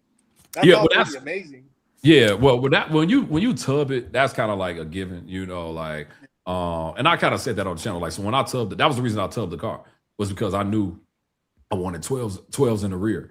I wanted that look. And I give, like, right now on my screen, there's a guy by the name of excuse me, what's his name? I just interviewed him this year at Pitts. What's his name? It's gonna come to me later, but he used to have a black notchback. Okay, Travis. Forgive me, Travis. I just interviewed him, but I didn't interview him. I did his car. He has an '85 Coyote Swap coupe. That's like regatta blue, but he also used to have a '90 black notchback, and he had 19x12s in the rear. He was one of the only guys out here with those that 19x12, because I knew I wanted an 18 and 19 setup, And his car is my screensaver right now because it was a black coupe. It was a 90. And he has those wheels tucked in there with that lip. And I was like, yeah, when it's my time, that I'm going for this iteration. Like I want it to be in there like that, you know, but still out enough to where you can see that lip pretty well. So yeah, that was my goal with this setup. I'm like, if I'm gonna do it, I'm just gonna go all out. But this is the last time. I'm telling you, like this is the last dance for real. Like, like I always like you got other buddies. All said it, man. We've all said it now, Ken. I ain't say it. I ain't gonna lie. I've never said it. This time, James, you need to listen to him because where you're at now, you're gonna probably make some more changes. Yeah, I know. Well, Which I've told you before, but you know. Yeah. And by the way, Kenneth, those tubs look excellent in that car, man. Thank you. That was a great job on that. Yeah, and that wasn't a part of the original plan neither. But with the paint, here's the thing. Like, shout out to Dwayne. Everybody keep asking me who painted the car. I'm just gonna say his name. He's not trying to be put out there because he got way too much work that he can handle right now. But work. I mean, your car looks excellent. Yeah. I mean, gorgeous. Gorgeous. That engine bay, hands down, bro. This is not shining on, but that engine bay is hands down one of the best I've ever seen. Wait till you see it in person. Yeah, no. I appreciate that. Wait till you see it in person. Because even the camera, I'm like, yo, that's one thing. But like when I physically saw it, because he was sending me the photos and the videos of it, right? But when you are physically in front of it, you like, whew, you know, and, you know, shout out to all the guys that have done it before me. You know, shout out to Mario, who is one of my close friends as well, B Notch 92. So that car's awesome. Black paint, right? That it has like metal flake in it. From what I saw, right? What's that? Your truck. My truck. Yeah. Mm-hmm. The truck does not the notchback. It don't have that metal flake in it. Yeah. Basically, yeah. Okay. Yeah. So you know, like that, doing that, man. That's a task, man. Like, and here's the thing. I had told him that's what I wanted, but then I told him like at the time it was at the time I was like I was also considering what this stuff was gonna cost. So I said, hey man, just cover up all the holes. I want a flat firewall, but I may not be able to afford that. So just cover up all the holes. And he said, okay. And the next thing I know, bro, I get sent the photo of a freaking flat firewall. And it was like Christmas for me because I was like, damn. No I can't even believe he literally sent me he had a cardboard cutout. You know, because it's a piece of sheet metal, whatever. Yes, but he did a cardboard template to cut it. Mm-hmm. And I was like, the heck is this? And then the next thing I know, he sent it to me. And I saw it with it being raw before he actually made it. And I was like, and then dude, you couldn't tell me nothing after that. And then once he painted it, bro, it's been crazy ever since. So I'm in love with it, man. It's definitely, I'm not gonna say I'm the greatest, but yeah. Minister Goat, you trying to get money at these car shows? What's happening, man? No, I was just wondering whether or not, if there was any, like you spend a lot of money in your car. I was just wondering if you could recoup any of that by doing like shows or whatever. Because a lot of people come to see your car. It's a good question, man. I would never be able to recoup that money. The only way I can recoup that money is by working. That's it.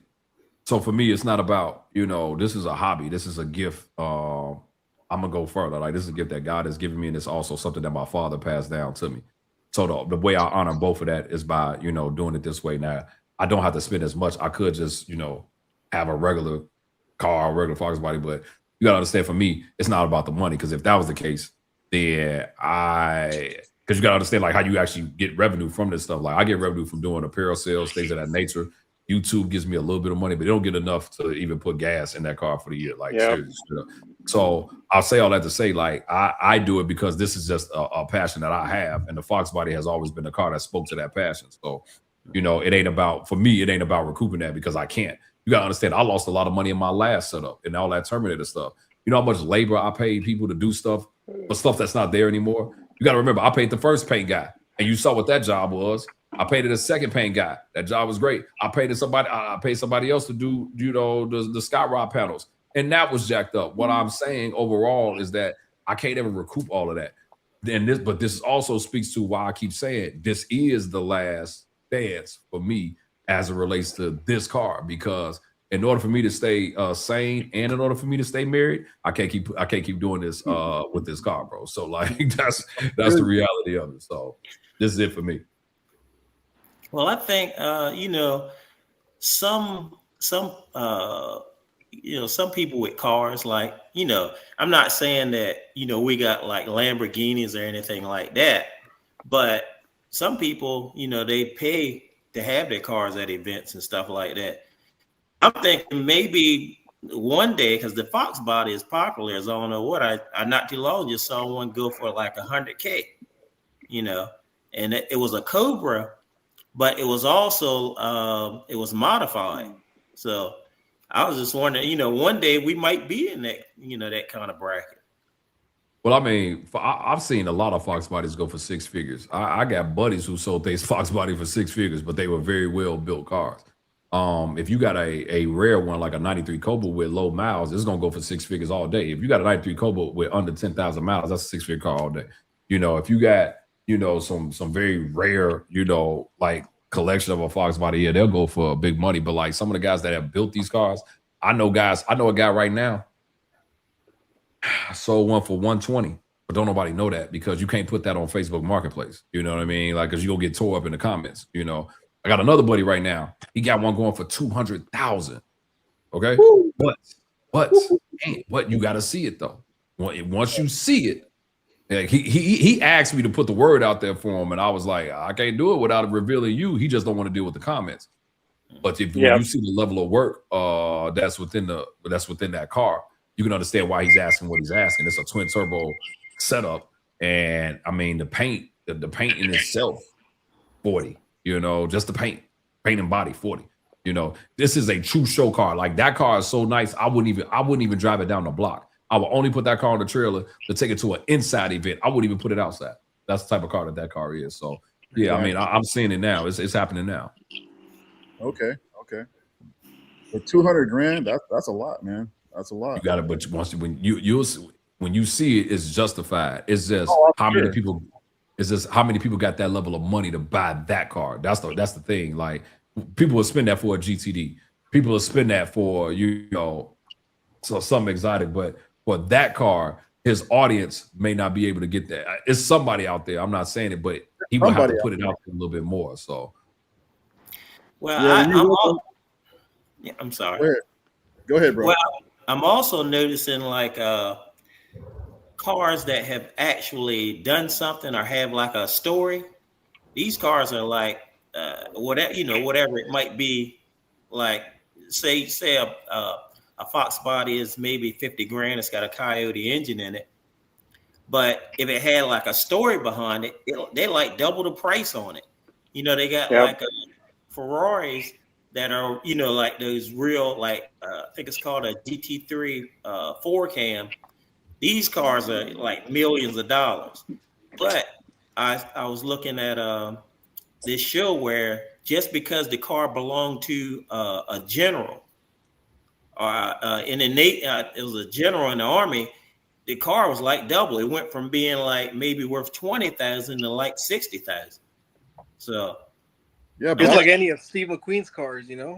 That story and documentation help, So.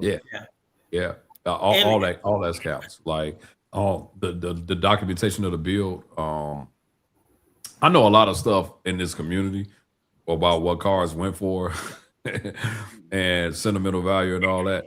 I mean, I can tell you the offers that I even got on my car when I had the Terminator set up. It was some of that stuff was like crazy. Like, I told somebody one time what somebody offered me. They was like, man, why did you turn that down? I'm like, well, I mean, if I do that, I got to start over again. If I got to start over again, I can't build it for that price. This is before I had sponsors. Like, I can't build it back for that price. It is a great number, but I was like, if I was to do this again, I'm not gonna go back with that iteration, and then with what I want to do, I can't build it for that price. That's without sponsorships. With sponsorships, yeah, but I wasn't thinking about that at the time. That was a few years ago. I had somebody from Dubai send me a DM. I'll just be honest, they offered me 80 for the car as it was back then. The old iteration of it, and for me, there was a part of me that would have felt comfortable selling it in that way because I knew what was wrong. And it's like, I'm like, look, man, I can't do that. I can't sell the car anyway, but in general, I just can't do that because I knew the other stuff that was wrong. And I know what happens when you sell these cars at a high dollar, then the person gets, and then they start seeing the stuff that was wrong, and then they will blast you. And I'm too much of a person that's known in this community to have that level of issues. So it's like, nah, unless that thing was 100, like if it is what it is now, then yes, I still wouldn't sell it. But I'm just saying, you know, like now what is about to happen, I got it all documented under my own channel before I started off on somebody else's. So you can see everything that was done. You can see any flaw. You can see anything that's wrong with it like now. So, but yeah, I mean, these things, you can't, I tell people all the time, man, like when you building this stuff, if you think 30,000 is going to build you a coyote swap, good luck. Like, good luck. If you think 30 grand, because that's what these guys think. You get on Facebook and guys start putting notchbacks up for 50 grand, that's coyote swap, and they start clicking the laughing emoji and all that stuff. I'm like, ooh, try to build one for that. Yeah, good luck. You can. Yeah, and here's the thing, if you can, it's not going to be the level of a build that you think is going to be. You're going to have a Gen 1 truck motor with an automatic transmission, okay, with a control pack, no paint, no nothing, you know, like it's just not going to be that same level of what you're seeing some of these other guys do. So right. And so Ken, do you think like over the years since you've matured that it has changed your direction as far as what you're going to do to your build? Yeah. Number one, when I can't even say that I wasn't that much younger, but when I first started, you know, I was chasing horsepower too much. You know, I was just trying to go faster and faster and faster, and I could never get. I was trying to get to 800 on that Terminator setup. I could never get there, and part of the reason I couldn't get there was because I believed what I saw on blogs and Facebook and all of that. Like all these guys with Terminator motors, I got a stock block and I got 850 on this setup, and I'm like, I don't know what dyno you was using, but you must have been using your home dyno because it's just like everybody. You're not gonna do a stock block that came 395 horsepower and then get to 850 with just put a supercharger on it. Like, no, you're going to blow it up. And if you haven't blown it up, you're about to blow it up if you're really getting that level of power. So I would say the level of maturity now for me is, hey man, I'm not cutting no corners. Let's just put it like that, you know. And the other thing is I have a mentor now who has a $400,000 Grand National build, right? Oh, I know. And so he's the guy that was like, whatever you dream of, just do that. And if it take you 3 months or 3 years, do that. Because if you start to cut corners, you know, or if you start to do like this, and then you're going to try to come back and fit, it's going to cost you more money and it's going to take you more time. So yeah, I think the maturity is now just no matter how long it take, I'm gonna build what I want one time. And I'll worry about it from there. Somebody asked if it wasn't a black notchback, what would I want? Man, it would be two. It would either be the Bimini blue like Mario's, or to be a white coupe. The guy I sold my wheels to sent me a photo, and it's on a white coupe. Okay. Yeah, gold wheels on a white regard. Nice. Yeah. You know, my favorite color on a car was it was a Dodge Roadrunner. I saw. It was like an older one, obviously, but Orange. it was plum crazy, man. I love. Oh plum. Yeah. I love plum crazy, but a plum crazy Foxbody. Oh, I don't know if I can see that. You know, but I can't see it. But I mean, hey, you could be the first to try it, and we can let you know. Try it. That's a lot of money to be trying something. I know. That's what I'm saying. You could be the first to try it, and we can find out. Try it, but yeah, I might. You never know, man. I've seen one. I'll send you pics. Okay. It was Nice. an NMRA race car. Yeah. 5 years ago. Yeah. I loved it. That's something that Lewis has always told me, you know, is build it the way you want it the first time. First time. You don't have to go back and do it. You know what I mean? First time. Because a lot of my other buddies, like when new stuff come out, They just upgrade to like new stuff, but they're not rebuilding. You know, like for example, like Ryan Frazier, FFP Customs, he's selling this kit now. You know, I don't have a master cylinder. My master cylinder is inside the car now. You know, that kit wasn't out 3 years ago. That's really cool, though. You know, I think that's one of the most coolest innovations in the Foxbody community, because now you don't have to have. I had Hydro Boost in my car before, so all that stuff was sticking out. It was up against the daggone strut tower. I couldn't stand it. You know, this is the type of stuff I did not talk about, the stuff that was wrong with the car. Literally, my Hydro Boost and that bare master cylinder sat up against the actual strut tower. The brake lines, I had the 2 brake lines. I switched over to go to the other side, and they sat up against the strut tower. Nothing I can do about it unless I go back to a regular master cylinder, and I wanted the bare one at the time. So stuff like that. You know, but you know, like that type of stuff comes out, like, you know, the new stuff comes out, it makes it cooler, it makes it, you know, better. So, but if you build it right, like for example, one thing I ain't gonna have to worry about forever is body work. Oh yeah, your body's done. The body's done. You know, like paint work, I may not have to worry about neither, because I'm gonna PPF the car once we finish all this stuff too. So like, it ain't that, you know, I'm gonna still PPF that whole front of the car, like, because I don't have a choice. Like, I saw all the rock chips I had from before. I even had a swirl crack in the bumper. That was from somebody buffing it. I don't know what they did, but I came back. I left it with them. The crack wasn't there. Come back, car's buffed, and it's a whole swirl crack in the bumpers. So, you know, the reality is that when you start getting to this level, like, yeah, it's certain stuff that you have to do. Like, PPF wasn't out 10 years ago. Like, who was PPF in cars? Who knew anything about that? You know, now they making people that buy GTDs. Ford is making you PPF the car after you buy it. You got 1 month, 30 days to show that you have PPF this car. So I'm looking at it from that same standpoint. You know, like, hey, I talked to my man Carl Melendez, you know, from New York. He's in the Foxbody game as well. He's rebuilding his. He's going to be one of the ones who has his car on the frame.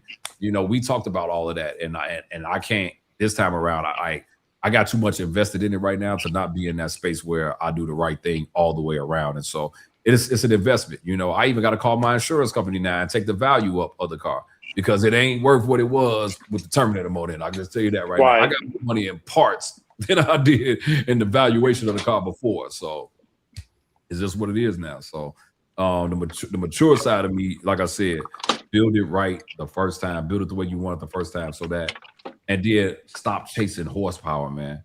Stop. I'm gonna tell you something. I'm gonna get what I get. The motor can handle 1,400. I want to do 1,000, but if I don't, as long as the car runs, as long as it sounds good, because I ain't racing nobody anyway. Exactly. Well, horsepower costs money, bro. A lot of money, you know. So. I'm there. I just need injectors. That's the only thing I don't have. I got injectors that'll run good off of 93, because I got the GT500 injectors. That's what came with the motor. But I'm also trying to get AC. I don't have that neither. But I got the kit. I know the kit that I want to use, but I don't have AC and heat. You know what I mean? Yet, you know, like by the time I'm done with it, I may not need it until next year. But I'm just saying, you know, all that stuff needs to be considered. Vintage air kit or nah? So vintage air kits actually go through the firewall. That's the problem. So I'm going with a different company that they only make AC units, AC and heat units for cars that have smoothed out firewalls. So you see a lot of their kits. Yeah. So it's called Resto Mod Air. They only make kits where the actual hole, the parts where you either put the heater core hose or the AC line hose, they go out to the side instead of pointing into the actual bay of the car. So then that way everything is hidden. I just got to put a hole within where the door, from where the fender comes in. I might have to just place a hole there so that it can come through the actual car into the kit. But yeah, that's the only way. That's the only way you can hide stuff. You're gonna have to put some holes in places that you may not want to. That's the only way you can hide stuff. You can't hide stuff without, like, right now we got a video where I'm showing where we're drilling a hole through the trans tunnel to run the wiring, because we hiding all the wiring. You know, like the way I had it before, you could see it come out the side. But when you come through the trans tunnel, you're not going to see it at all. You're like, man, where the heck is your wiring come from? You know, this is the type of stuff you got to do when you trying to, like, you know, go to that custom level. Like, if you try to keep your car as, you know, stock-ish as possible, then you can't do this custom type of stuff, you know, because even that firewall, bro, that's a whole nother piece, you know what I mean, of sheet metal that went on there. That's, you know, a lot of people are not willing to go that route because they don't want to lose the Foxbody essence of what their engine bay looks like. I'm like, as soon as you put Scott Rod panels, you lost that. So I mean, I might as well go all the way at this point, you know. And so, you know, I like the essence of how that looks. So I've always been a fan of that shade firewall. And I knew that one day I was going to do it. I just didn't know it was going to be this soon. So I'm grateful for it. Well, I think that that your engine bay is very tastefully done. You know what I mean? It's very appreciate that, man. You know, so appreciate that. I mean, it's like I said, I'm not the first to do it. If I'm not mistaken, I believe Tom Clark was one of the first people to do it. But the thing is, you all don't see his car that much anymore, but he's very active in the community. I know Tom Clark was one of the first ones to do it. I know Mario has it. I know Brandon Sick Fox, he has it as well. I don't know too many people that got it though. It's not like it's a lot of people with that setup. And Brandon actually, he got his car from this other guy who had already did that work. And so, you know, when you look at that, like they gave me the example of what it could look like, but I just never seen it on a black coupe. That was the difference, you know. And like y'all know, a black car is the hardest thing to keep clean, man. Like you'll see me at a show with a microfiber and a spray bottle the whole time. I'll be walking down to your car with a microfiber and a spray bottle, you know. So it just is what it is. So, you know, so like I said, like I like it, you know, and it's aesthetically pleasing to the eye for me personally. Understood. And so having your family's support on your builds, you know, how has that affected what you do to your car? Family support. Wow. That's a great question because I don't have much family. So I guess I don't have to deal with a lot of talk. And the only voice that really matters is my wife's. And I'll be honest with you, bro. Like, I don't like none of this stuff. Like she is. You've never seen her at an event. People damn near don't even know I'm married half the time, you know, because you ain't gonna never see her there, you know. But she in this house though. But it's just not her thing. And here's the thing: I don't want her messing up my time either. So it's like, all right, you do you, I'll do me. But she wasn't always a fan of this stuff, and it was more so me though, because of the way I put too much into it. And you got to balance. I figured out how to really balance this stuff out. You know, you got to understand. One of the things that I was not willing to give up when I got married was that car. I had the car before her, and I've been divorced before. So I was like, look, I'm not gonna give up my hobby to make you happy. So if you can't accept this, then we can't be together. I'm just what it is, you know. So she accepted it, but what she didn't know is how far I would go with it. She didn't know that, you know, I was gonna have a YouTube channel. She didn't know that the car was gonna be almost more popular than me. She didn't know that I was gonna be doing this like the way that I'm doing it. When she met me, I was just wrenching on it in my own garage. Now, you know, she's seen, you know, when I went from 1 subscriber to now 27,000, you know, like she's seen me go from doing maybe 1 video a week to now doing several, you know. She's seen all that, and it ain't always been the easiest thing. So what happened was when I blew it up last year, I'll be honest with you, I saw something different in her, and this time she's 100% in full support. And then she's seeing how the channel and all of that is helping me because I didn't have sponsors like that before. So as long as she cool with what I'm doing, man, that's all that mattered to me, you know. So I got her support this time. I'm not saying I didn't have it before, but she is very vocal about the support that she gives me during this time because we've had a lot of other stuff happen, like, you know, with my health and all of that. I think you all know I said it all the time, but I got epilepsy, and so you know, it can make life challenging at times. So with a lot of stuff. So I've been able to overcome the like 2024 and 23 and a little bit of 25 was like some horrible years for me as it related to the epilepsy battle. But you know, the last year and a half, I've been able to overcome it very well. And so her support for me doing this is probably the greatest gift I could have gotten. Because at first, I'm not gonna say that she didn't care, but I can see that she really cares because she knows how important this thing is to me. And then she see the results of what when you just put your mind on something and what happens. Like Like when I tell her now, like, yo, I got all these sponsors, it's unbelievable to her because I'm like, yo, this costs this amount of money. This is what this costs. I'll show her.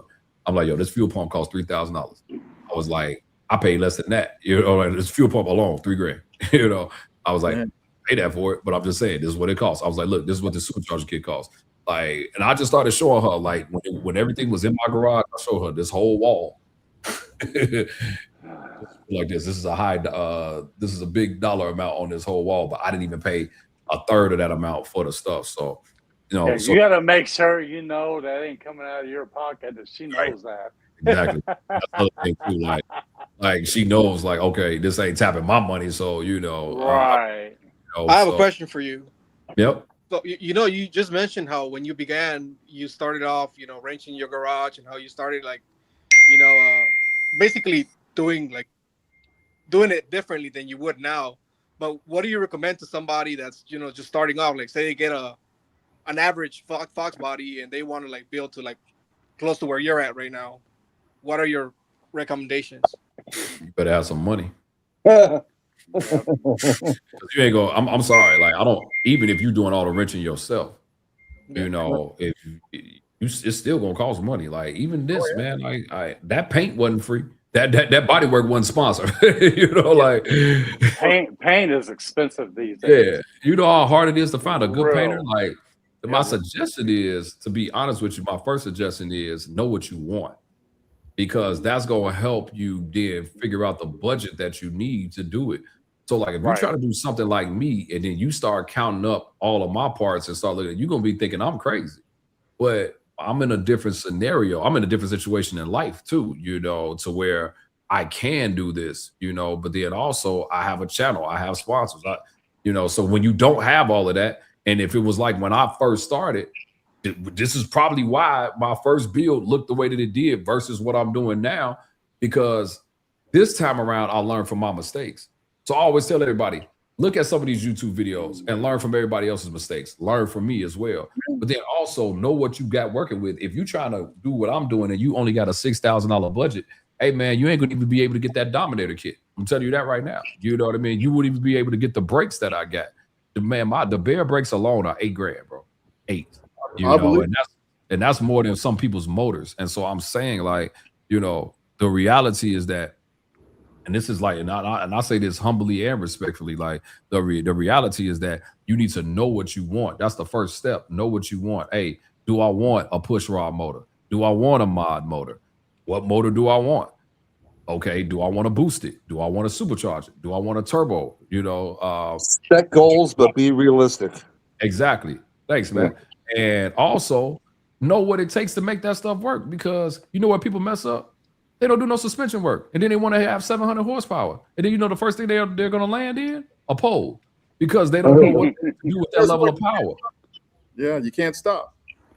You can't stop. You got stock Foxbody brakes. You got 700 horsepower. You got springs in the rear. You got the stock Foxbody springs in the rear. You got all this power. You're going to end up in a pole. There is no way.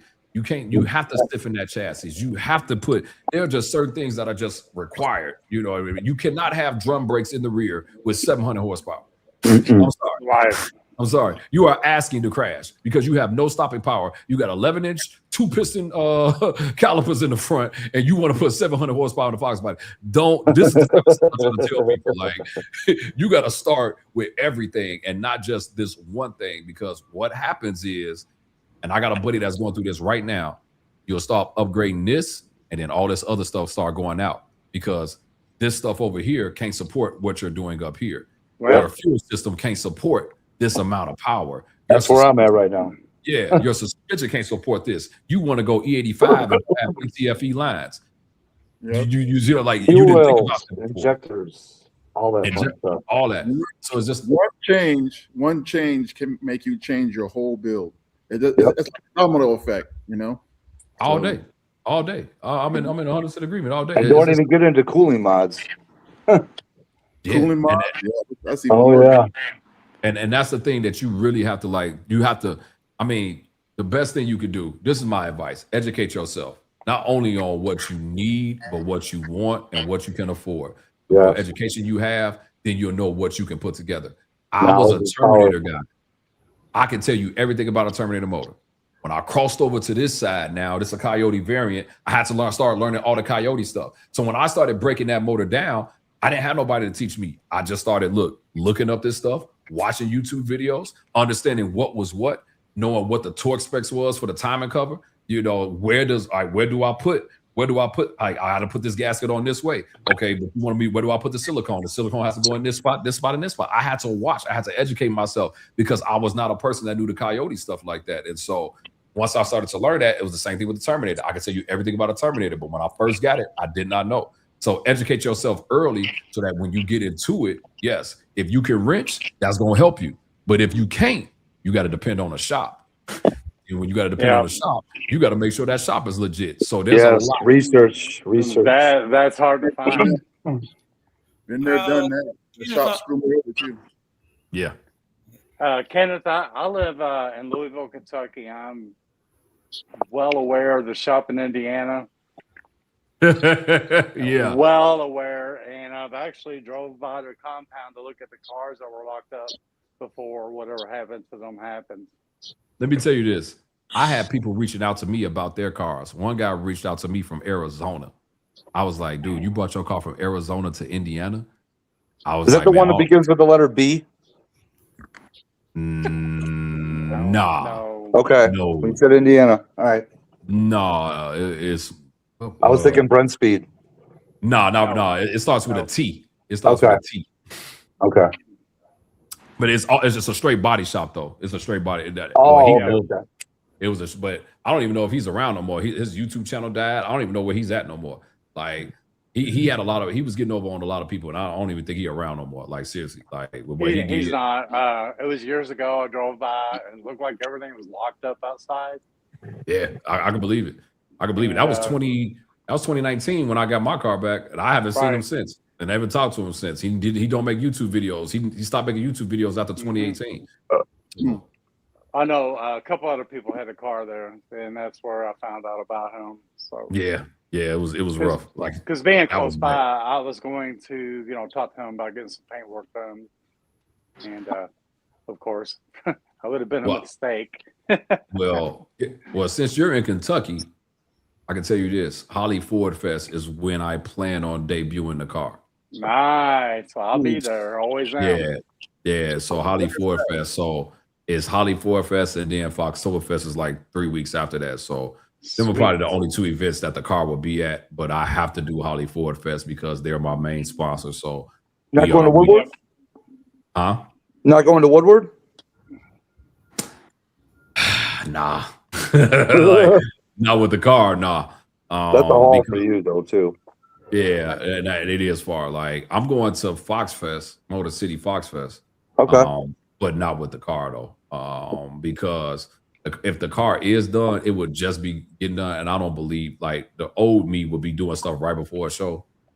I gotta do some testing and all that before I go to any event because I don't want to be broke down because I've done that several times. That's another lesson learned. I'm trying to upgrade stuff right before a daggone show. I remember Foxtoberfest 2021. Man, we did a clutch and an alternator, and that new alternator I had was not working. Like it was a bad, faulty alternator, and it would cut in and cut out, cut in and cut out. I remember, shout out to Danny Neo Mustangs. I was doing the dyno challenge. He had to give me his battery just so I could daggone do the dyno challenge, and we literally did a dyno challenge running off a battery and no alternator, and I still made 740. So I was okay. I was good. I remember that. Fun times, man. I got a lot of bad memories, so that's why I said like there's no such thing as. And a lot of times I didn't know I was cutting corners. I was just thinking what I was doing was right. But for me now, I'm just gonna go all the way in, no cutting corners. This is the lessons that I've learned from learning stuff the hard way. Because I probably spent more money with trying to fix all the Terminator stuff than I even did on this new iteration that I have. Yeah. Oh man. Okay. So. What was that? BBQ said, what would you build first, the suspension or the motor? For me, it'd be the suspension. Easy. All day. Suspension. All day. Because you can't do nothing with power if you can't put it to the ground. If you still got the quad shocks on your car, I'm just say this, and you got more than 400 horsepower, you're messing up. I'm just telling you right now, you're gonna crash. Like if you still got the quad shocks on your car, you may not crash if you don't press on the gas. But if you try to like rip into that thing and you still got quad shocks, I'm praying for you because you're not gonna make it. Like you still got the stock control arms. I'm praying for you. And with the rubber bushes that's like 30 years old, you see the cars in the pole, you're gonna be in more prayers. Oh, seriously. More prayers. Well, you know, those cars, those stock Fox bodies, you know, they weren't meant to handle all that horsepower, you know. They weren't meant to last. They weren't built like that, you know. So. Good point. They weren't meant to last neither. And that's why I was like, it was just like this thing. Hey, it was like 2 million Fox bodies made, but you can't find them anymore because you want to know why? Back in the 80s and back in the 90s, everybody was hacking them up, racing them, chopping them up, stealing them, you know, all type of stuff. And that number just started going down. And the notchbacks were actually the least produced Fox body, period. They produced more GT convertibles than they did and LX convertibles than they did the notchbacks. They only made, you can look it up, 10,000 notchbacks in 1993. 10,000. Yeah. So, you know. Everybody would want them GT convertibles then. Man, GT convertible. I'm not against the GT convertible, but man, you talking about horrible handling. I don't care what you put in a GT convertible. Because it don't have a roof. No rigidity. Flex. That's all. That's it. That's true. I think back in the day, most people preferred what was that? I think back in the day, most people preferred the hatches, right? That's why they didn't make. Yeah, they did prefer the hatch back in the day. You could throw a race, you could throw some slicks in the back and go to the track. Yeah. Yeah. Hatchbacks were like it back in the day. And then somehow the notchbacks just, you know, but I believe, here's my honest opinion about the notchbacks, right? Personally, I do like them better. No knock to nothing else. As a person that owned a GT hatchback, the notchbacks are lighter. And you got to remember, those used to be the state patrol cars too, you know? So they didn't make a lot of them. People didn't appreciate. It's kind of like this. When it's limited, now all of a sudden you have a different appreciation for it because now you can't get them like you used to no more. So, you know, and now like, it's this little meme, but like everybody with a notchback think they better than everybody, you know? Like I ain't one of those people, but I get the point. You know, it's like you got a notchback, you like, yeah. Like, man, we're not no better than anybody else, but at the same time. I haven't seen that meme. I haven't seen that meme yet. I can send it to you all. It's actually I actually posted this before. It was like it's like a goat, and it was like how notchback owners pull up at car shows. But this goat had like I'm trying to like not be graphic because this is right. That's it. I'm gonna leave it at that. Like it was crazy. So but yeah, man, like so. But at the end of the day, I'm a fan of all of them. You know, I've seen a little bit of everything. I've seen beautiful convertibles. I've seen beautiful GTs. I've seen beautiful LX hatchbacks. You know, I've seen great Salines. I've seen them all at this point, you know. So I have an appreciation just for the Foxbody period. Like if somebody was to ask me what's my favorite Mustangs, obviously Foxbody is at the top. GT 350R, GT 500 are tied. Okay. They are tied. I'm talking about the newer ones, like what Matt has and the 2016 to 2020 350Rs. Those are like my next favorite. And then obviously the 67 Eleanor would be my third choice as a Mustang. But for me, the Foxbodies now, the SN crew, they trying to creep up on us. They're trying to creep up on us. They're trying. And I one of my, like I told you, my man Walt, he SN95 power. I'll be encouraging him all the time. I'm like, hey, I man, dig those, man. 2-year only model. Jeez. Yeah, I'll tell him all the time, like, hey man, you need to push that thing, man. That's the next one, man. Yeah, like push it. Like they are definitely the next ones. But you know, now I can say this on this channel, they could be next. But we already there. I say this. Name another Mustang in the country. I want you all to think about what I'm about to say. Name another Mustang in the country that has a show dedicated to just that year. We got two. Foxfest, Foxtoberfest. Yeah. Is there now, Matt, don't take this the wrong way. There's no GT 500 Fest. Right. There is no Shelby Fest. There is no. I think there is a Shelby Fest out in Vegas or something like that.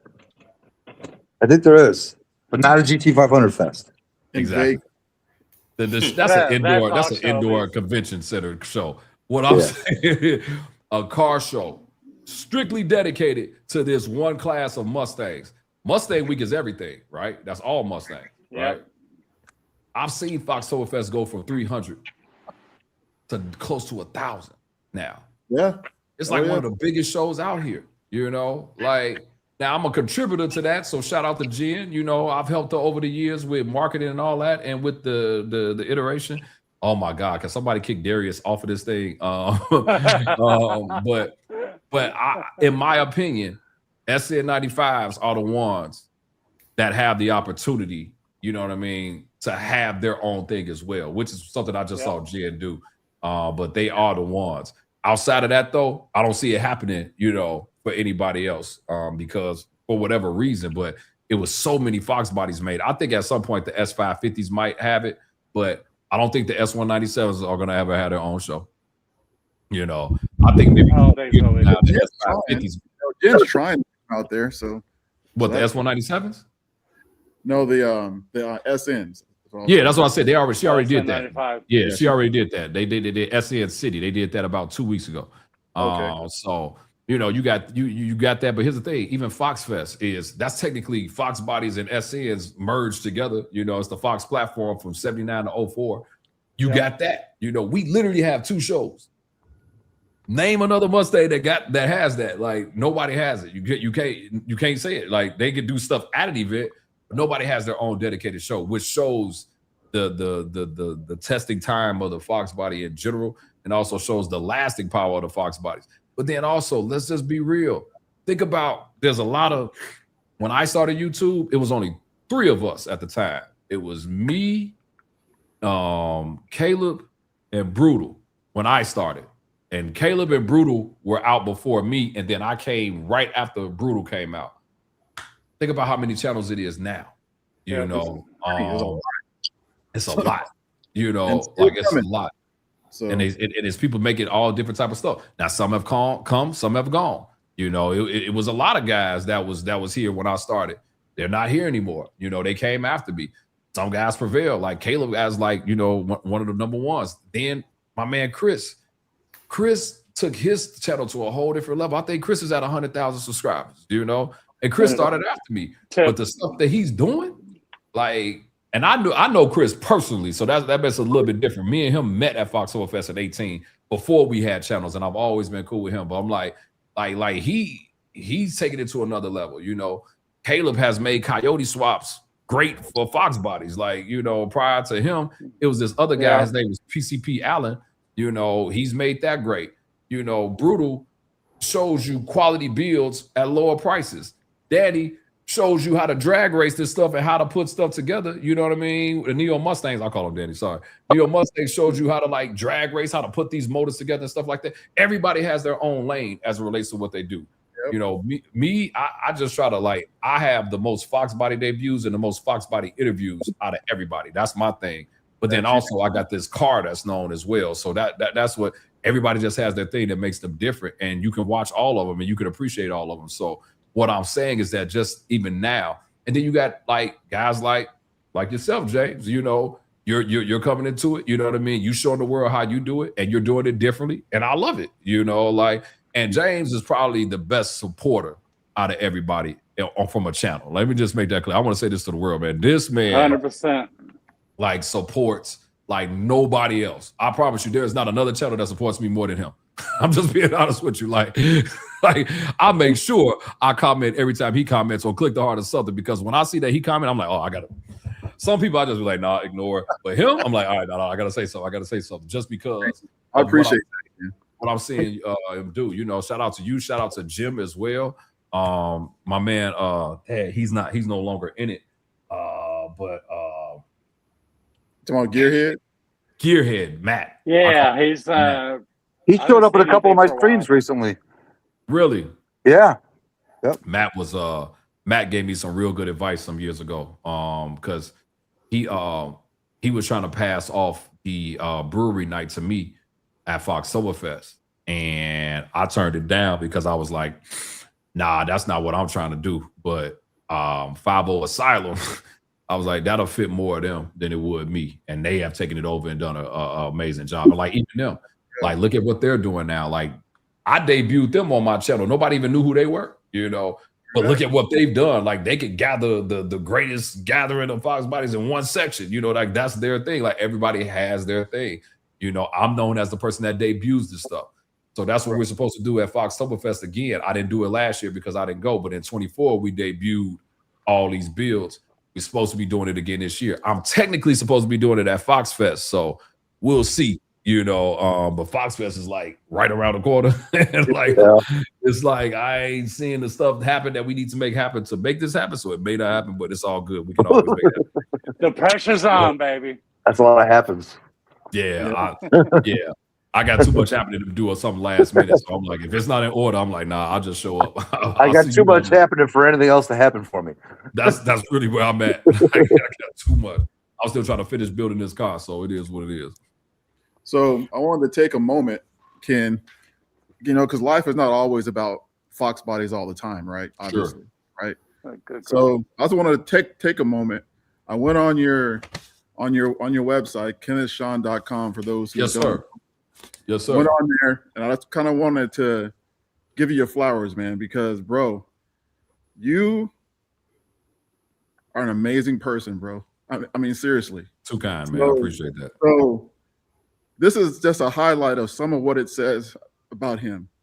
It says, Kenneth Sean is an author, speaker, and marketing executive committed to helping people navigate the complexities of relationships, identity, and healing. So he has a book out for those who don't know, right? His book, SMDH, which stands for Single, Married, Divorced, Healed, explores the emotional and spiritual journey that many people face, but few openly discuss. And man, how true that is. And so he also holds MBA in marketing. He's got a Bachelor of Science as well. It says here that he believes that healing begins with honesty through vulnerability, accountability, and faith. Individuals can rebuild themselves stronger than before. So, bro. Amen. You inspire me, brother. Thank you for that. You know what I mean? So, well, man, tell me where to cut the check, because like, my God, like that intro was amazing. But yeah, this the side. So this the, you know, so when you step outside of the car stuff, this is why I have literally 3 websites. Okay, technically 4, but I have 3. I have my personal website, which is KennethSean.com. I got BuiltVersusBought.com, and then I have MajorVisionPromotions.com. If you ever watch any of my videos start off where they'll say Major Vision Promotions presents. So Major Vision Promotions is my own consulting business that I use, that the channel was actually funneled through as a marketing tool. And so like everything I do through Major Vision Promotions, even the book sales. But so first off, thank you for that. The thing that people don't know about me is that, I do have an undergrad in communications, Bachelor of Science in Communications. I have an MBA in marketing, and I've been in marketing and advertising since 2006. So that's what I do for a living. Like when people ask, I'm like, nah, man, this car stuff ain't what I do for a living. Like I actually, you know, this is what I do full time. I get pissed off when some people ask, because like when they're counting my pockets on these channels, they was like, well, what do you do for a living? I'm like, man, I don't know, man. I'm out here stealing credit cards. What do you think? You tell me what you think I do for a living to be able to do this stuff.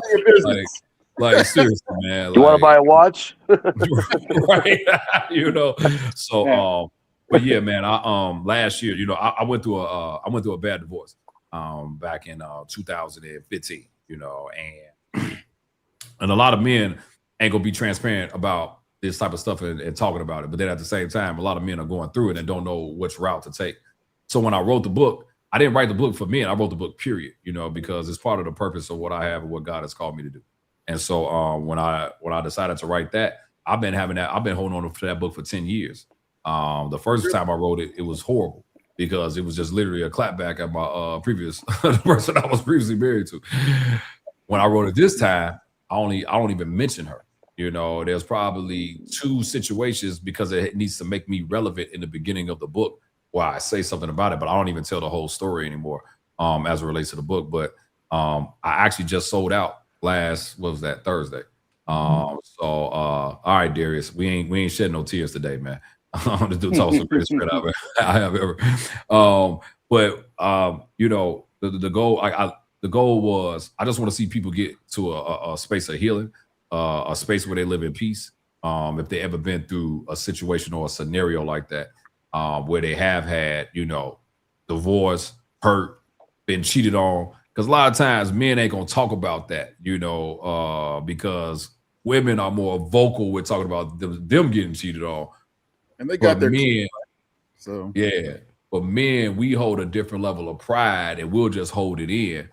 But then we can still be hurting, you know what I'm saying, from that. I got guys that have bought this book and they would never post it on social media, but they will literally have called me or they email me or they have text me. I literally just had a guy say the other day, I have never read anything like this from a male perspective, and it's changing my whole view.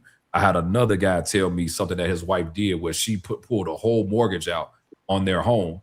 He didn't know about it, divorced him, took the money, and now he literally paid his house off, and now she got about $400,000, and now he back in the hole for the house. Oh man. Man, guys ain't gonna put this on Instagram, Facebook, TikTok, and all of that, but they'll tell me because after writing a book, they look at me as a trusted source for that, you know. And so that's the other side of me. I mean, the car stuff is cool. This is what you all know me for. So that's the gift that God has given me. You know, I have the, you know, I've hosted a lot of events. So doing the car stuff for me, I already have the knowledge of cars. I've hosted way more events than I've ever, than people really know me for. Like in Chicago, I was known for hosting a lot of events, emceeing a lot of events, galas, all type of stuff, weddings, etc. But the other side of it is that all I did was took the gift that I had and just applied it to the car scene. Now I'm taking the gift that I had and applying it to what God has called me to do, which is help people to get to healing. This means more to me than any car thing ever could, you know? And so, you know, so the fact that this just started off as an idea and I put it on paper. People don't know this. I wrote that book in 2 days. Wow. 2 days. I took the week of Christmas off. It took me 3 days. One day I just put the table of contents together, and then for the next 2 days I just started writing. But it was an idea I've had for 10 years, so I knew what needed to go into it. And then after that, it was just all to get it edited, getting it published, getting it printed, getting the ISBN numbers, and all the things that you have to do to publish a book. And then literally last Thursday, I sold my last book. Now I'm gonna have another batch of books, but you know, I ordered like this batch of books and I sold my last one. I don't even have a copy to sell right now. I don't even have a copy to show you. Wow. I mean, I got one upstairs, that's mine. But the blessing is for me, I'm not in it to sell books. I'm in it to see people get healed. Obviously, there's a price caught up in that because I have to pay for the stuff. I can't give it to everybody. You know, it costs money to make this type of stuff. But the reality is that I just want to see people get healed, whether it's a man or a woman. But it do touch me a little bit differently when the men come and tell me what's happening and how they've been changed and how they've been blessed with it. And so for me, you know, that's my purpose in life. You know, I get on YouTube. I know I can say a lot of crazy stuff at times. And, you know, when people see me, you know, I'll crack a joke. I've been known to clap back at people very good, you know. But now, man, I'm just really focused on what God has called me to do. And so that's what it is. I got another one coming out next year on that. So, but that's what it is. Okay. Well, I appreciate what you're doing, man. Man, appreciate you, man. I really do. I'm going to want a copy of that book. I got you. They'll be back in stock on Wednesday. So I got you. Is that Amazon or? Nah, you go to the website, KennethSean.com, KENNETHSEAN.com. It's just my name. You like that? Well, it's right here on this screen, right there. And then just put .com. You know, merge the two and put .com after it. You know, you'll see me pop up. You'll know it's me. I'm in a little blue suit. I know where you're at. I know where you're at. That's for everyone else. Yeah, there you go. Oh man, this man, you talk about doing the research. That was before you could tell that was before my beard went gray. That was before the gray iterations came in my beard. Like that was 2 years ago. That was a few years ago. That was before the gray came in, but just professional photos. Yeah. Wow. Well earned gray. Yeah, absolutely. The Foxbodies will definitely put that in you. Yeah, exactly, for real. That's indeed beat your body up too. So I mean, I can show you all some of the marks, you know what I mean, from my hand from Foxbody fixes. Like I could go all day, but you know. Mm-hmm. So what's up with you, Menace? I was wondering, you know, you had that Terminator engine in your car, and I was looking at the value of those now, and it's like $16,000 for an engine. True. And I know the one that you putting in now, probably Lord knows what that costs, but you know, in the long run, would it, you know, would that Terminator basically increase the value of the car more than the one you putting in now, or? Nah, this is how I look at it. You gotta the Terminator motor is a rare motor because they only came in 03, 04 Cobras. The 5.2 Illuminator motor is more rare because you can only buy it through Ford Performance. So how many 03, 04 Cobras were made? 4,993. Look at it like this. How many Illuminator motors do you think are made? I'll ask you a question. How many 5.2 Illuminator motors have you ever even heard of in somebody's car? Yeah. Exactly. Exactly. Well, just 3. Only 3. 0. Yeah, I haven't. So I'll be honest with you. I only know one person with an Illuminator. Now 5.2, like the Predator, the Voodoo, those are more out there. But an Illuminator, you can only buy it from Ford Performance. It is not a motor that was in anybody's car. So that makes it even more rare. And you talk about, go look up an Illuminator. It's going to be anywhere from $26,000 to $29,000 for that motor. At least 26 just for the motor. That is not including nothing else that you need to make that thing work. And so for me, that's why, like, when people say it's a Coyote, I'm like, it's a variant of the Coyote. But like, ask Matt, do they call his GT500 a Coyote motor? Nope. No. Nope. Predator. Same thing. Coyote base is what they say. Yeah, Coyote base, a Coyote variant. Variant, Coyote, yeah. It's not a Coyote. Like when you call something Coyote. Flat plane crankshaft, I think. Cross plane. Cross plane. 500. Yeah. Gotcha. The Voodoo is a flat plane. 350s had the flat crane plane. Flat, okay, yeah. gotcha. So you know, so like for me, you gotta understand too, like that motor is more rare than the 03, 04 motors. So from a value standpoint, you gotta like I said, I'm not concerned about the value, you know, the valuation of the actual car. You know, I do like stuff that's different and that's a little bit more rare, but I'm not sitting here saying my car is worth this amount of money because I'm not selling it. Like, you know, it has too much, like the word, sentimental value. I don't put too much time in it to even, you can offer me 150, I would turn it down because I'm not in a space where I need that money to make my life work.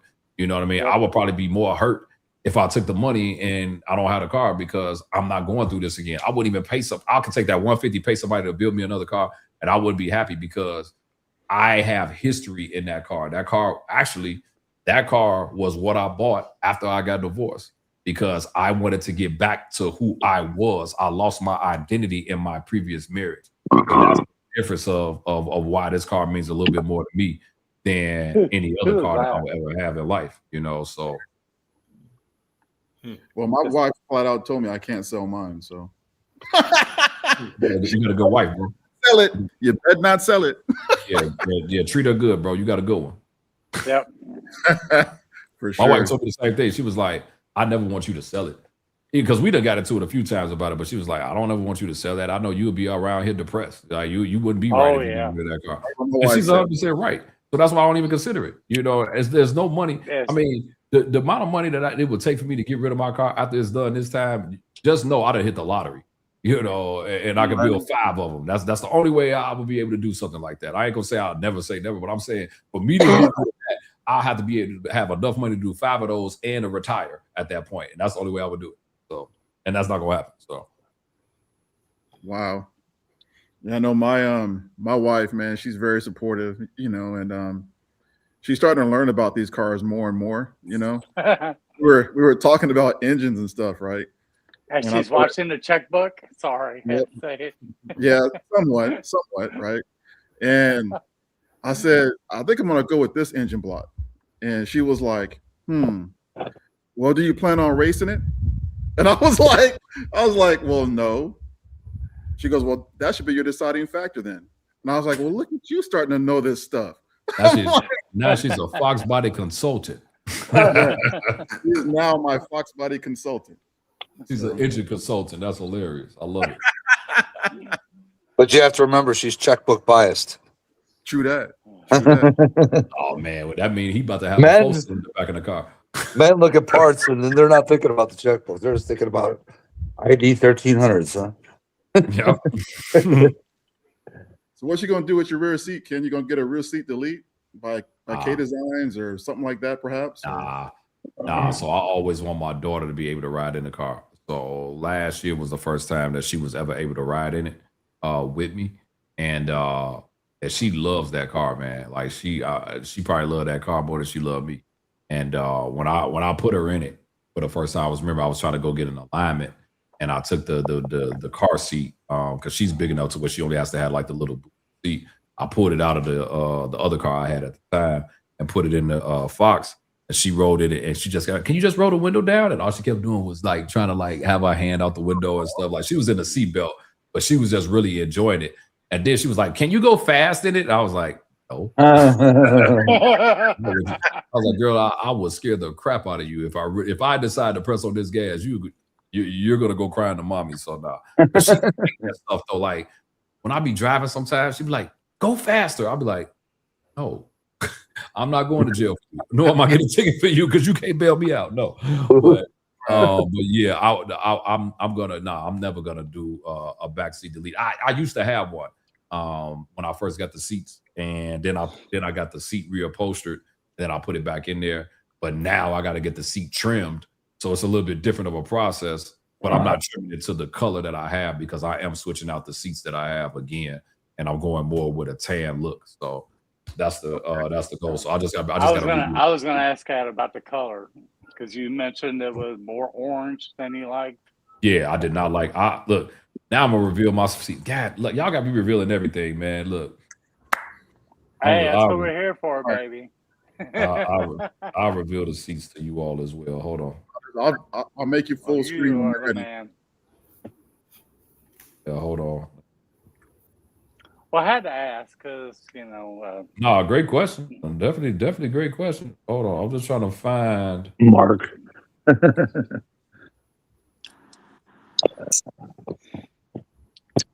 I'm sorry, I'm holding us up. I'm sorry. You're fine. You take your time, man. Exactly. Here you go. Let me pull it up. All right. You ready? Oh, hell yes. Oh, that's what I'm talking. Damn. Bro, that is tight. Much nicer. And it's like I said, it's actual real tan. It's not orange. Yeah. What I have is orange. Like I didn't like that. They're Right. called British tan, but it's orange. And I'm like, I didn't want that. Like orange and gold there's nothing wrong with it for the other person, but orange and gold for me, like that iteration doesn't work for me. So this allows for me to not have, even with the tan, it's not so much tan. It still mixes in with the black because those are the iterations. Like I'll do like the shifter boot in that same color. I do the armrest in that same color. I'm taking that steering wheel out. I'm putting another one in there. So no steering wheel. No, it won't even be. It'll be black. But then what's his name? Fiddle Fab. His piece that's on the door. He's gonna redo them for me. In the new color. So but those are all after. Like I'm trying to get past the building of the car before we worry about making the inside, all that stuff pretty. I'm trying to get this first. So like I said, you might see the same orange seats when I go to Fox Fest or something like that. I don't know. We'll see. Because the reason I don't want to just get the front seats is because I don't have a matching rear seat, and I don't want to take the back seat out and it's just showing. And then I got these new front seats, but the back don't look like anything. So I'm like, I'll just keep this for now. And then when I'm able to get that back seat upholstered properly, because that takes for me to take it to another shop because they can't do it outside because then they got to cut in where the tubs are. So it's just a lot, it's just like this process is just a lot to actually do. So, you got that squeeze in there nice with the tubs. Yes, it looks good. Yeah. So the seat is actually in there, but yeah. But it's just squeezed in. I know you're not having it's well, one side. Okay. when you're looking from the front, you won't be able to tell. But if you actually get in there, one side is actually popped up a little bit because of that tub.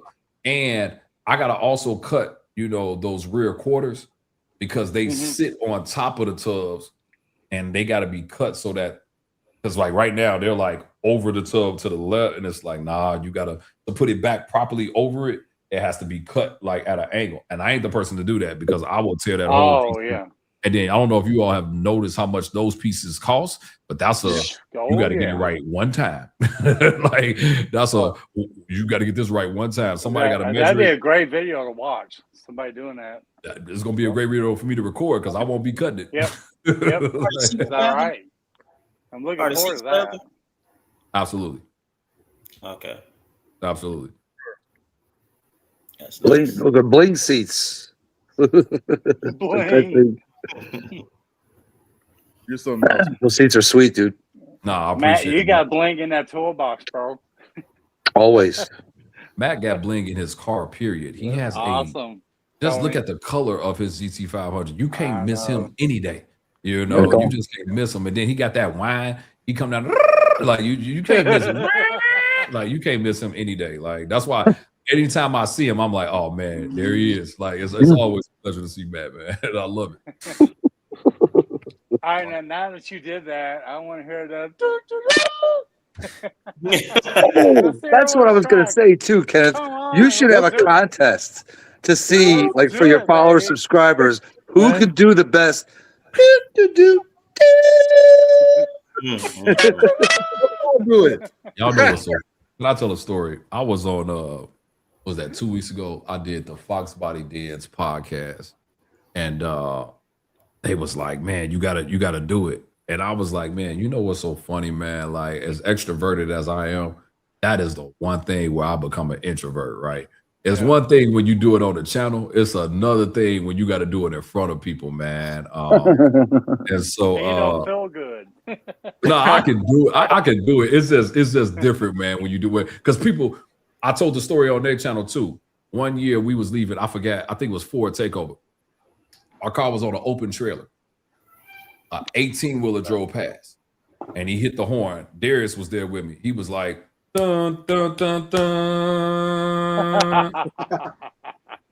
Awesome, man. You gotta understand, we was in the slow lane, and he wasn't like he was ever behind us. Yeah. But I was like, dude, he just did the whole, at the time it was Blue Oval Media before the mess happened. But I was like, yo, he just did the whole do do do do with his horn, you know. So I thought it was pretty cool. So I'll give y'all one. Hold on, let me clear my throat, make sure, because on my newest video that's gonna come out, y'all gonna see. I cracked so bad. How did you come up with that intro? Oh, yeah, he's showing all the secrets, bro. How did I come up with that intro? Man, it's the marketing side of me, right? So when you think about if I start going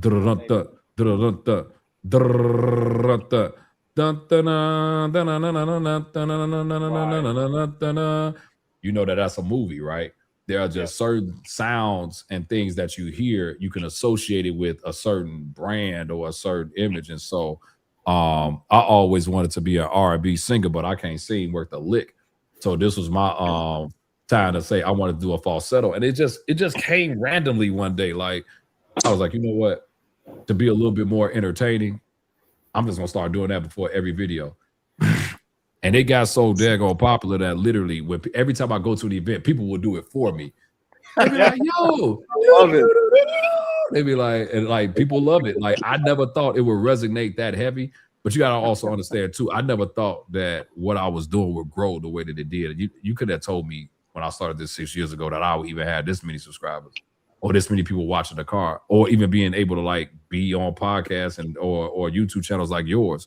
You know, I never thought that would be, but it worked. You know, it resonates with the people. You know, and so my thing is you know, for anybody that watches, like I do understand that there's a level of entertainment that you have to have. There's a level of personality that you have to have in order to do this stuff. The reason why my videos aren't even the length that they are is because I understand the audience attention span. You know, so. You know, everybody's not going to watch 25, 30-minute videos with me. They may watch it with somebody else, but with me, it may not, you know, it may not be that. So that's why I try to keep my stuff, you know, like I guess short, sweet, to the point for me personally, and again kind of go from there. So yeah, so that was where it all came from. I just wanted something that you can identify with the brand when it was Blue Over Media. But then when we switched over to Built versus Bought, because I ain't had no choice, I still kept that because I'm like, that's me. Y'all can take Blue Over Media, but y'all ain't gonna take that. You know what I'm saying? Y'all can't trademark that, you know. So yeah. All right, so all of us should do it for Ken. I don't think so. We should give it a shot. Come on, let's do it, man. Come on. So, Come on, man. Hey, Minut's too cool to do that, man. You see, he got the hat on. He like, man, I ain't about to hit that high note, man. Sometimes you gotta let that cool. It ain't even. Oh, you hit the high note. I thought. Not happening. Not happening. He like, man, my voice too deep for that. Like mine ain't. You know what I'm saying? Like, hey, I understand, bro. You ain't gotta do it. I get it, bro. It's all good. Seriously, straight up, it's all good. Hey, don't put him on the spot, bro. Don't put him on the spot. Okay. You gonna have to do it, Kenneth. You gonna have to do it. I'm not. World famous.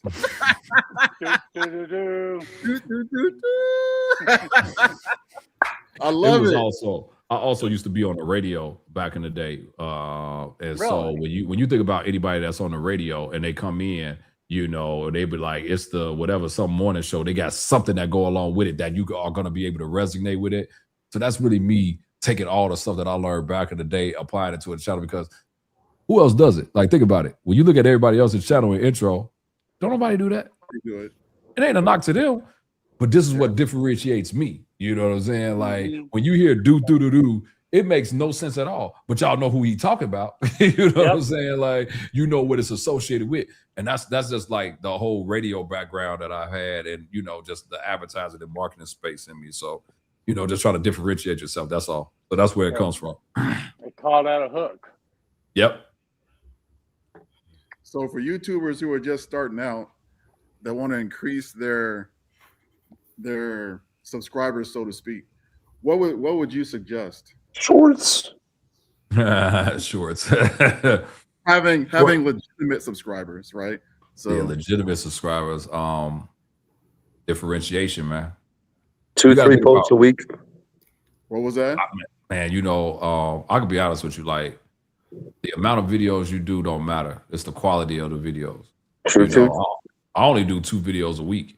Now I'm about to take it back up to 3, but I only do 2 videos a week. There's guys I know that's doing 5 videos a week. They don't have half the subscribers I got. They've been out 10 years longer than me, you know. And they're still trying, and there's nothing wrong with that. But it's just about differentiation, you know, like what makes you different than everybody else. Like, I literally just told you all, I went down everybody's channel and I told you what made Caleb different, what made Infamous Project different, what makes Danny different, what makes Brutal different, what makes my life. I can literally tell you what makes all of us different, and I can appreciate what everybody does. But at the same time, I'm only gonna be authentic to myself. Like, but also, if you was to look at your own videos, would you watch your own videos? Like, if you pulled yourself out of your own videos, like if you pulled yourself out and you watched it, are you starting to fall asleep, or are you getting some level of knowledge or entertainment from it? And then there is a level of consistency that you do have to have in this thing. And then the way that YouTube works now is way different than when I started. You know, the algorithms don't work the same. You got to start getting into, like, YouTube wants you to pay them now to put your videos in front of all the people that you got as subscribers. So you got to start boosting ads. Does that work? Yeah. Yeah, for them to collect most of the money. Let me tell you something. There are people that got less subscribers than me that got 100,000 views a video, and they put out 2 videos a year. Yep. There's money behind it. That's why, because they put a lot of money behind boosting that ad. You know, boosting ads don't necessarily increase your subscriber, they increase your views. You know, people choose whether they want to subscribe to you or not. That's a choice that people make. So, you know, boosting videos. Here's the thing: you won't even know the video is boosted. You know, because it's not like it says ad. What all boosted videos do is put your video in front of more people, or puts it in front of more of your subscribers and non-subscribers, and then people choose to click on it. You know. So that's the new game with YouTube. Back when I was started, it wasn't that many channels like that. YouTube is an oversaturated market now. You know, I started back in 2019, well, 2018. You know, it's 2026 now, man. It's a million channels. Like, but back in the day, it was like 20 of it, like 5 of us technically. Now it's a whole bunch of people doing it. So it's like there's way more people in the category now, or in the category that I'm in. And so it's about how do you evolve? Because the same thing, I'm gonna tell you something. If all you do is Foxbody content, name one person that's all they do, and they still have a successful channel, and that's all they do. You got to do something else, because if you keep rinsing and repeating, you're not gonna grow. You know, like you're not gonna grow. I just did the video on the Ram, right? No boosted ads, no nothing. It's got 11,000 views. Yep, I watched that. On a Ram, bro. A Ram. This is not Foxbody. This is not Ford. This is not Mustang. The Ram. When I did my Dodge? Huh? Was that a Dodge? Yeah, Dodge Ram. Here we go. Here we go. I was talking about what you said earlier. I heard you. That's his tow rig, bro. Mute Max Mike, man. Mute Max. But I did a video on the Grand National, you know, like 2 years ago. It was the first time I did any car that wasn't a Ford. Man, first time I released it, 12,000 views. It was a Grand National. That was a $400,000 Grand National, but it was a Grand National. You know what I'm saying? Like, still, what I'm saying is just you got to start, you know, in general, you know, when you're doing it, if you only stick to one thing, it's only so long that thing is going to run out. Like, I'll be honest with you. If my car didn't break, I wouldn't have the car content that I have right now. But I was already shifted, and then the car broke, and I'm like, all right, well, I got at least another year of just doing this car, and I'm going to document it fully on my channel, because before the car was documented on somebody else's channel. So what I'm saying is that if all you got is your car and your channel, that'll work in the beginning. But after that, you're going to have to figure out another way, you know, like rules and this and that, right? Yeah, you just gotta, whatever. It's whatever is gonna work for you. Like, I do interviews. That's my bread and butter, is interviews. So when I go to car shows, everybody wants me to put them on the channel and things like that. And I have no problem doing that, you know. I have mastered the art of interviewing, you know, and interviewing guys that don't know even how to interview. A lot of the people that I interview don't know how to interview. I just always tell them, I coach them before we actually do an interview, you know, and things of that nature. But then I'll debut their cars, and then they got like 6,000 to 7,000 views on their car, more views than they ever got before. And then you know what happens? The other channels grab them. So, which is great. But at the same, and it be the other channels that got more subscribers, more everything. My thing is, I'm gonna be the one to debut you. Whoever gets you after that, that's cool. But I literally value the fact that I have debuted more Foxbodies than anybody else. That is the bread and butter for me. It will take a lot for somebody to catch up to me in that, because you know how many interviews you will have to do just to catch up to the ones that I have. A lot. Yeah, that's what I'm saying. And like a lot of the known guys that are known now, they started on, they came through when it was Blue Oval Media, or they came through as it was Bill versus Bart. No matter what it was, it's the same channel. They came through that, and those guys are like even higher than me at this point now. You know, so what I'm saying is, I value, because my thing is, I don't care if you get bigger than me. Like, that's not why I did this. I sold into your life, and it helped you get here, you know, or it helped put you out here to this audience that I have. And so if I can help people, like I told you, my purpose is helping and healing. If I can help you get to a space along the way, then I've done my part. I'm good. Well, Kenneth, you should charge. I mean, what's wrong with that? What's wrong with, like, you know, money for me? Like, ministry. Bro, you've been about this money since the first question, bro. Like, no. I'm just basically, you're offering a service. When you boost somebody's channel, you're offering a service. I mean, yeah. So look at it like this. Everybody else gets paid. So look at it like this. There are guys that do that. Yeah. They also ain't around no more neither. Some of those guys. True. People. The reason why people come to me, like, now I'm about to say something that may be a little bit uncomfortable. Like, you got to understand now, I'm one of the only Black people in this space, right? And with everything that's going on in the world right now, the reason why people come to me is because people know about my character. In this community, bro, my character, there are some people that don't like me. I can't do nothing about that. But my character will stand up for itself. Do you see what I'm saying? Like everybody that's ever done an interview with me, they are cool with me. People know me for this. Like, I go places that I don't even know people half the time, and they know who I am because of these interviews and because of this channel. So for me, you know, it ain't enough money. Like I can't charge you because I can't charge people because A, I don't know how many views you're gonna get. B, I don't know what the return is gonna be for yourself. So this is a win-win for both of us. Your video could go viral, and then I can get the views and the subscribers. You know what I mean? You get the exposure. It's a trade-off. You got to understand. You put the time, money, and effort into this build. I can debut it for you. You get the popularity. I get views. It works out both ways. You know what I'm saying? So I do know people that have done that, and they're not in the game. They're not in this game no more because understanding, you got to understand this community, not saying that, you know, it's broke, but we're not interviewing people with Ferraris and Lamborghinis and stuff like that, man. We talk about Fox bodies, man. All of us are trying to make it. You know what I mean? All of us are trying to, you know, make something work for ourselves. So for me personally, I'm not trying to like, I've debuted, some of the people that I debuted, man, I would feel awful charging. Like I got two women right now. One is Crystal, and then the Bimini Blue notchback that I did last year. Those were like some of the, now I want to say the first women that I did, but those ladies was just so kind and sweet. I can't be sitting here like, all right, now here go a $500 invoice for what I just did. You know what I'm saying, for you. So personally, it's just not my thing. Like I don't do it for the money because it ain't enough money in it. You know what I mean, for me to do it. And then I don't want to be that guy. People do interviews with me because they know it ain't gonna cost them nothing. They know they're gonna get at least a certain level of quality. I'm not gonna sit here and say I have the best quality videos, but at the same time, there's a level of quality that you're gonna get. And you didn't have to pay nothing for it. And now you done got popular. For example, some of my greatest stories. Nobody knew about John Brooks before he came on the channel. Nobody knew about War Admiral until he came on the channel. You know, they'll tell you that. And now they have their own podcast, bro. Like they got one of the biggest podcasts out here. But they both came on my channel back in 2021. Prior to that, nobody knew them. Everybody knew me, but they didn't know them. And now those guys are doing great things in the community. So you can't, that's the joy that I get out of it. Everything ain't all around money for me. So that's why. No, it makes perfect sense to me.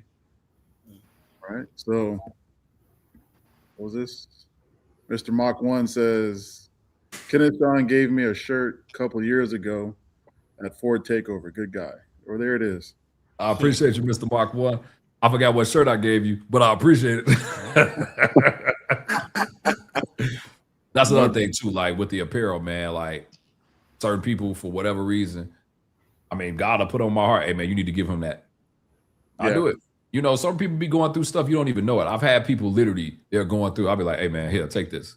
Nah, man, I can't do it. I've had guys confess that they got family issues or whatever.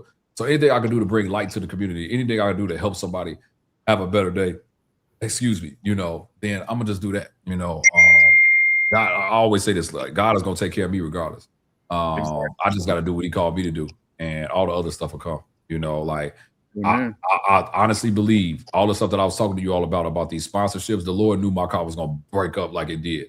Now I got all these opportunities to have sponsorships now because I have sowed good seeds for the last 7 years on this channel. You know what I mean? Like it's because of that. So my payback could possibly be this. We don't know. But what I'm saying is that doors have opened up for me because of character, you know, when it's all said and done. And so character can get you way farther than money ever could. Relationships can get you way further than money ever could. And that's just a general point that I take in life, period. So it don't mean that money ain't important. Obviously, money is important to all of us. But what I'm saying is in general for that, for my channel, yeah, I can guarantee you I would never charge anybody to do an interview with me at all. Some of my best friends I met through YouTube. Yeah. See? You know, a lot of great people you meet. This Foxbody community, I think, is one of the best. I mean, that's just my opinion, you know, but it's made up of a lot of great people who are willing to help one another. You know, I agree. I also think, but then there's guys like Matt, you know, like the GT 500 community is pretty cool too. Some of the S550 people. Some of the S550 people, yeah. Matt's cool no matter what. You know, 03, 04 corporate guys are cool, you know. It's all. But yeah, I'll say this though. This is the thing, man. Before I got to get up out of here, I'll say this. I do believe that the Foxbody community is amazing, but there are some people that are not. And you know, in every community, though, right? Right. Yeah, you got to understand too. For anybody that gets any level of popularity, right? You're gonna have people that don't like you, and they don't even have a legit reason why. I got a guy that's mad at me right now because he felt that I didn't promote him in a certain way, and to this day, and to this day, he's still talking crap about me because of something. And he talked crazy to me through Messenger, and I just cut off the conversation because I'm like, hey man, if that's how you feel, yeah man, if that's how you feel, cool. So what do I do? When I see him, I just keep it moving because I'm not, man, I'm too old for that. You know what I mean? I'm too old. I'm not about to sit here and have beef with you because you feel like I owed you something or I should have been promoting you. Like, hey, you're bigger than that, bro. I got a whole family. I got a whole job. I got all this stuff going on. It's 200,000 of us in this Foxbody community, and you mad because I didn't promote you. Now, you never asked for promotion. You never said that you desired that. When I tried to bring a solution to you, you rejected that. Hey man, there's only so much I could do. Like as a man, either we're gonna talk face to face and we can settle that, or you can keep talking crap about me to all the people that you think won't tell me. Trust me, they're telling me. Like I've been around a little bit longer than you. You just entered this space. They telling me, and it's cool. I don't call that guy out. I don't say nothing. When I see him, I just keep it moving because you know where I'm from, we handle stuff a little bit differently, and I'm not trying to be that. You know, so you don't let that So, same, bro. Yeah, I just put them in the Lord's hands. That's all. So that's it. Well, Kenneth, I appreciate you, brother. Thank you all. Hang out with us, man. Appreciate you. Thank you all. First off, thank all y'all. You know what I mean? Kenneth, thank you so much, man. First, I want to thank you for wearing the shirt. You know what I mean? Like that's man. You done took me way back. I still got mine upstairs. There's a story behind this shirt, man. There's a story behind it. Yes. I bought that shirt 5 years ago? Yep. To go to the show, then my leg got crushed by a piece of granite and I couldn't go. You know what? I bought the shirt, but you gotta do all that, but that's what happened, but I'm all good. I was cutting the grass and I had a piece of granite. I was gonna transplant plants on each side of it, and I leaned it against the garage, the door. Well, I caught it out of the corner of my eye, didn't have enough lean to it, and it pinned me to the ground, bro. Wow. And then I was just sitting there, I had to pull my leg out from under. I had no choice, and it was not good. But wow. And that was about the shirt. Was gonna go to that show, and that happened right after that month. Wow. But I was really disappointed because I just met Sublime and Funky and all them and Silverbacks, and I was looking forward to meeting everybody, and of course it never happened. But anyway, well, the next event I got another one for you. Okay, I'm gonna have a new iteration because obviously I can't use that blue oval anymore, but I have something else for you, and it'll be on me. So but thank you. Man. Like no worries about that, man. Yeah, it's all good. But thank all of you all. Thank all of you all for coming on. Matt, Menace, all you all.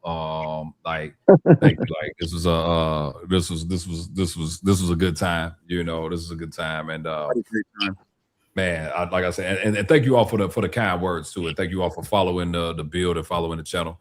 You know, I ain't gonna let y'all down. I'm gonna keep it moving. I'm gonna keep it going, and man, thank you all for this time and being on the show, man. Oh man, you just give me a call. I'm here, man. All right, appreciate that. Thanks, Kenneth. All right, thank you all. Y'all have a good night now. Take care, Kenneth. Thank you. That was great. Appreciate that. Are we still live? Yeah, we're still live. We still live. I haven't hung up yet. Is it live or I don't know how memory? my sound is because my AirPods died. Yeah. You know me. I'm using a phone over here, so yeah. Dude, I went to a car show today where there was probably $20-30 million in cars there. Where is this at? In Hoffman Estates, Illinois. It's probably 20 minutes from my house. Dude, there was more McLarens, Lambos, Ferraris you could shake a stick at. There was a Bugatti Chiron there. Yeah, dude, there was a lot. When I say, I mean, pick a color McLaren except for hot pink that Gary chose. Mr. Mac 1. They had it. Yeah, it was insane, dude. So much money at that show. At least you call me Mr. Mac 1. Most people call me Mr. March 1. But I got to tell you, man, we was down at Fort Takeover, and this knucklehead next to me was with me, and somebody was messing with Ken, and I had stepped in. I thought they were just joking around, and I stepped in and I said, "Hey, man, leave that guy alone, dude. He's got the best car here." So I can't remember what it was. And he goes, "Dude, you come see me, I owe you a shirt." Right. Oh, that's right. I remember that. Forgot about that. Yeah, that was a good live, man. I really appreciate him showing up for that. That was great. You got some people that are good at lives, and you got some people that are not. Just like you got some people that are good at interviews, and you got some people that aren't. But I'm going to tell you something, man. There's good and bad in our communities. I don't care. It's just, you can't, and you just got to pick and choose and be wise about who you hang with. You know what I mean? Yeah. Because those bad people can bring you down. Yeah, that's true. That's true. Hey, Mr. Mach 1, look at my message. I said, "We love you, Gary. Did you get my message?" What message? Did you send me a message? Yeah, I sent it on Messenger today. Oh, I haven't been on there. When do you get to be a guest next week? Yeah, I can probably do that. Okay. All right. Sounds good. Look forward to that then. So you guys are right here, Mr. Mach 1 next week. I'm very looking forward to that. Very much. Oh boy, I'm in trouble now, ain't I? Yeah. Oh man! Congratulations on the inspection on your pole building. Well, thank you. I still got a lot to do. Matter of fact, I'll tell you what I did today, because I had a guy that used to hang around at the yard all the time, at the junkyard all the time, and I'm thinking to myself, I need to get somebody to help me do the interior walls. So I'm thinking this guy, and all of a sudden his name just popped in my head, and I'm like, I give him a call, and he's like, "Sure, man, I can come over and do it and help you and whatever, you know." This guy's 78 years old, man. He's still building houses. At 78. 78 years old, he's still, but that's why he's 78, right? He must be in good shape. And he's got a great heart. He likes to drink a lot of beer. Maybe that's keeping him young. No, I hear you. You know, my dad was a good people like that back in the day kind of guy. Yep, that was my dad. One whiskey shot a day. Keep the doctors away. Amen. Well, you know, heart disease.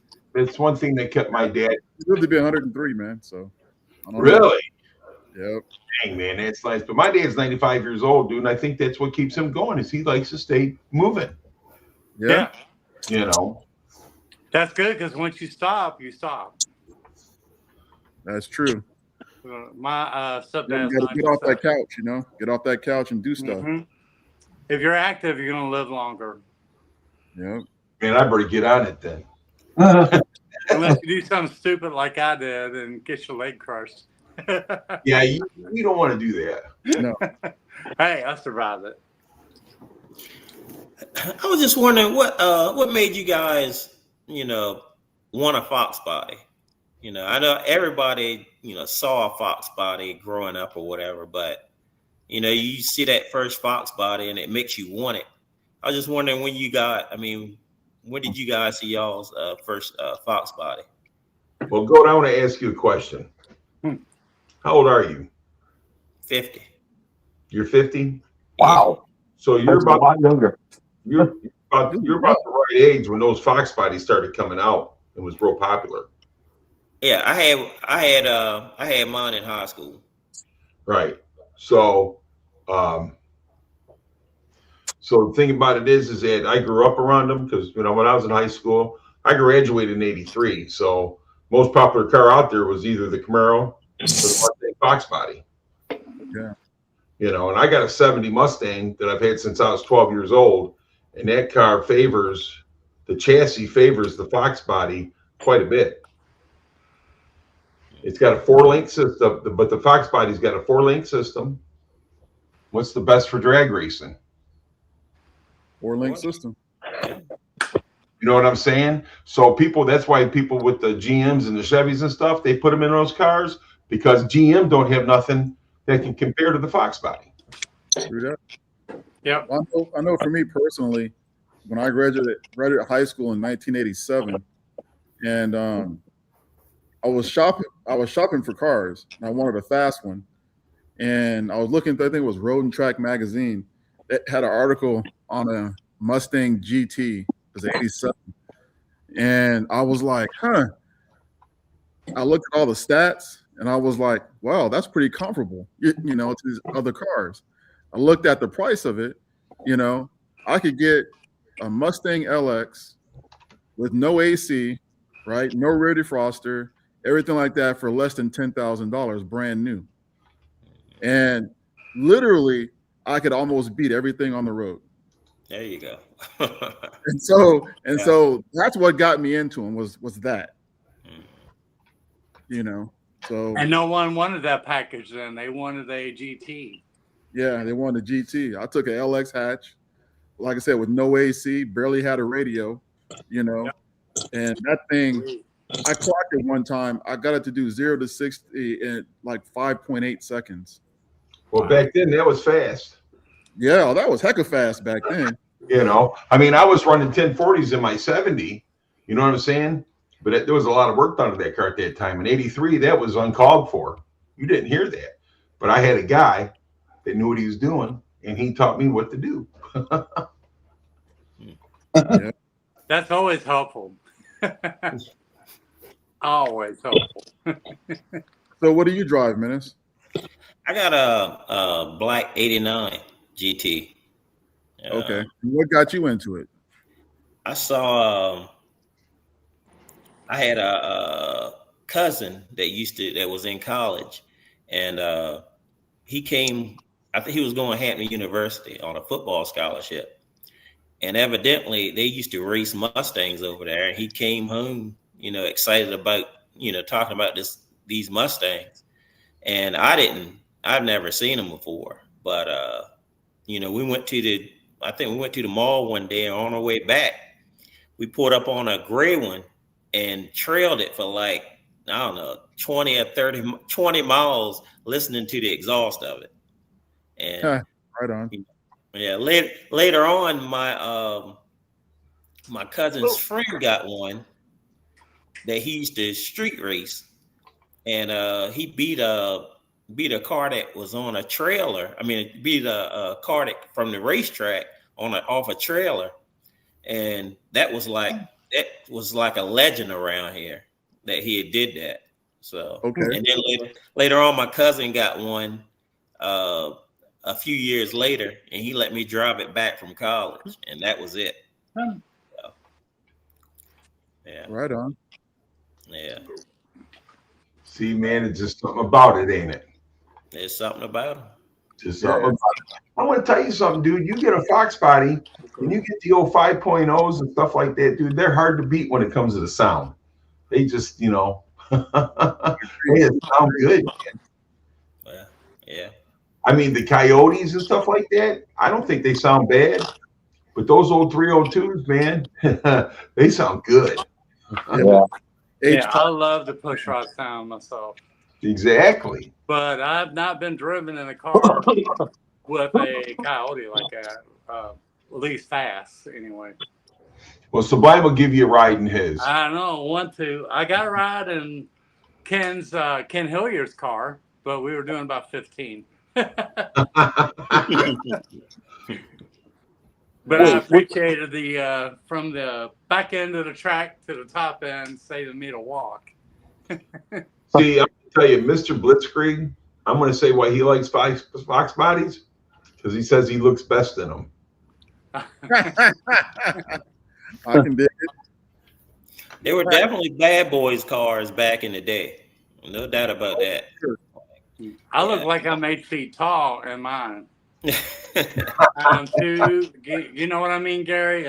Especially the 91 convertible where the seat don't go back past the panels. Yeah. You're limited. You can't put seat extenders or anything on it. How tall are you, Rick? 6'2". I'm 6'3". I don't have a problem, but I'm fast. I mean, with that thing, there's leg room and the steering. You get a tilt wouldn't help. It's just like when I move it all the way back, I got leg room, but I don't have arm room. It's just, I don't know. Old car issue. But I got to say that I can say one thing about Kenneth. He pushes the Foxbody community. He helps a lot of people. You know what I'm saying? And behind the scenes, he helps out a lot.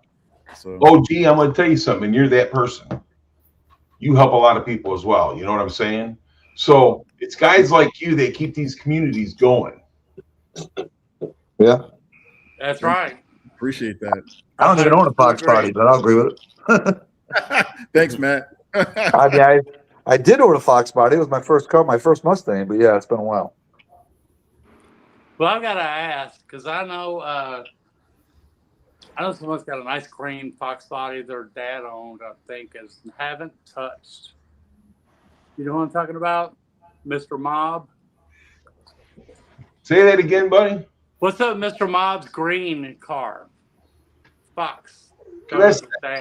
So he bought that car when he was in the military out of California. And he's had that car for a long time, but for some reason, he took it apart. He's going to build this. He's built this crazy motor, but for some reason he just stopped working on it. It was he got into something that was easier to do, and I think that's what pushed that Foxbody back. Now, he bought the GTR. Yes. Well, he had a couple other cars too. What did he have? He had, what was the other car? The convertible, the S550 convertible. Oh yeah, the I don't want to say the name. It starts with L. Right. So he takes that car and sends it out, and in his mind, he's building the fastest convertible in the world. Right. So that totally took that Mustang, parked it in the corner, and that's where that car still parked in the corner. Wow. How long have you had your GT, Menace? Huh? How long have you had your GT, and what have you done to it? Probably 20 some years, something like that. It's a long time. 20 plus years. I mean, well, I can't really say because she's still in circulation right now, but the engine she's a 302, but she is modified. And basically she got 355 gears, drag radials. She's got sparkle seats. I got a Momo steering wheel, short throw shifter, the chrome her shifter. And I just put a new heavy duty T5 in it because I mean she probably 2 or 3 years ago, second or third gear when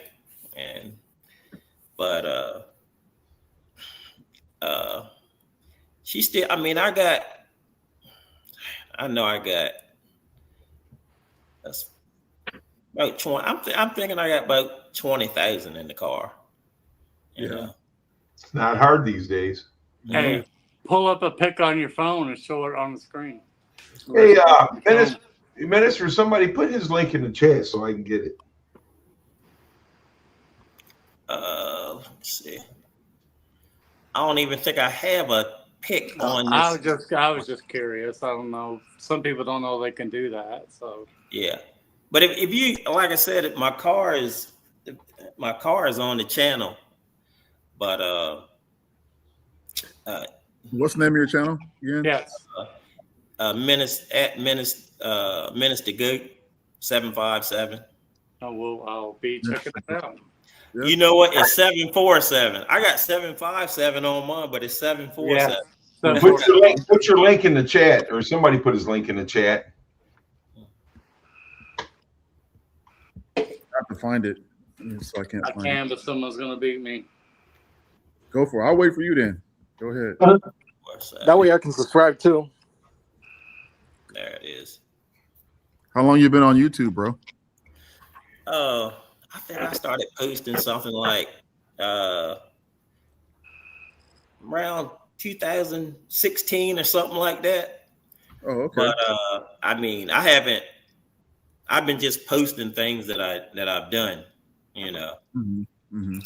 But I do a bunch of street racing and I post that. Right. Where are you from? Virginia. Oh, okay. Yeah. It's actually I'm near the Virginia-Maryland line on the Eastern Shore.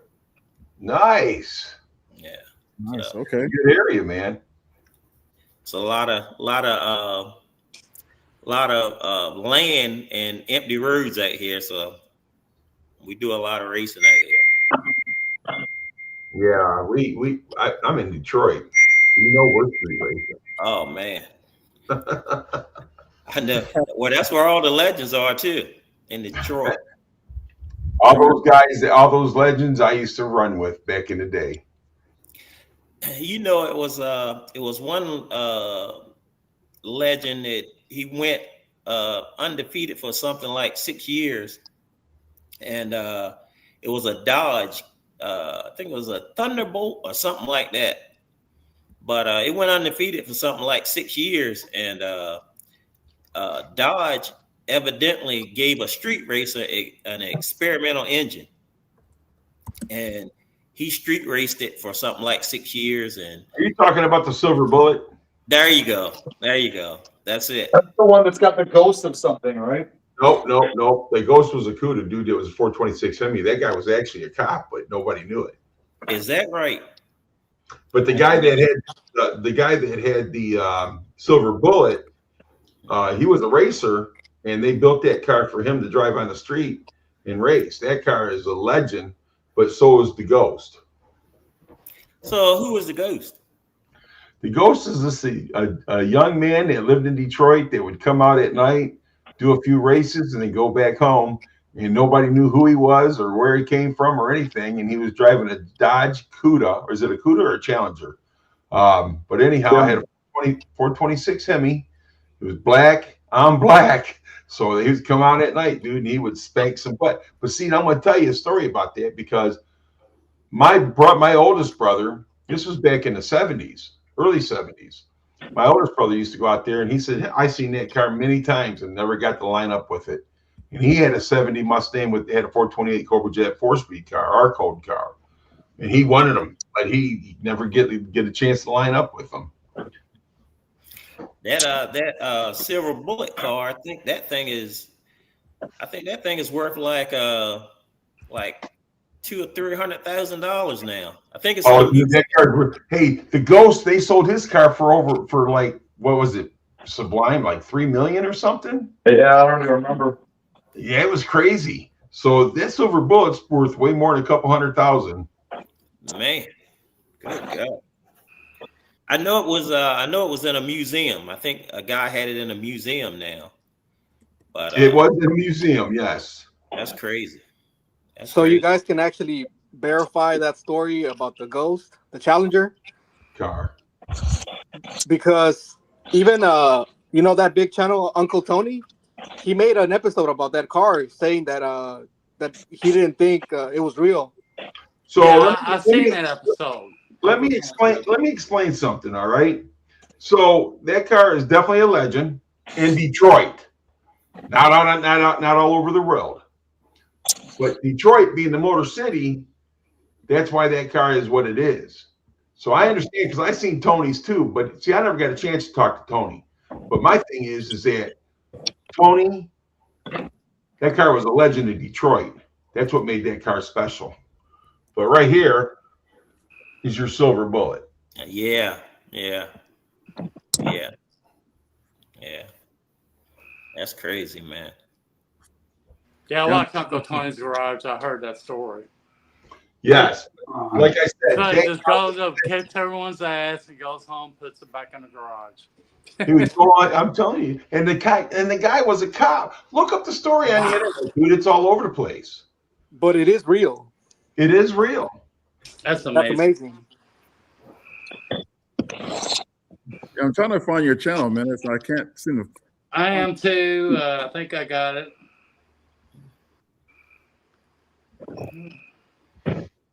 Is it Menace One the Goat? Is that it, or it might be Menace One the Goat. It might be Menace One the Goat.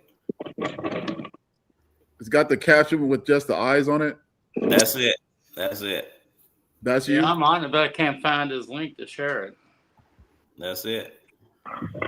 Hold on, I'll have to copy it.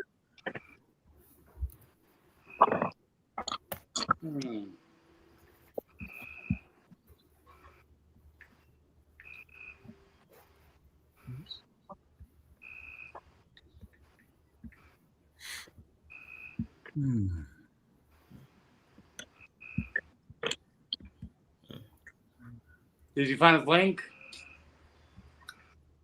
Huh? Yeah, I think so. Hold on. I'll just copy the link. I found the channel, but not the link. But I copied the video. There it is right there. I put it in the chat. Cool.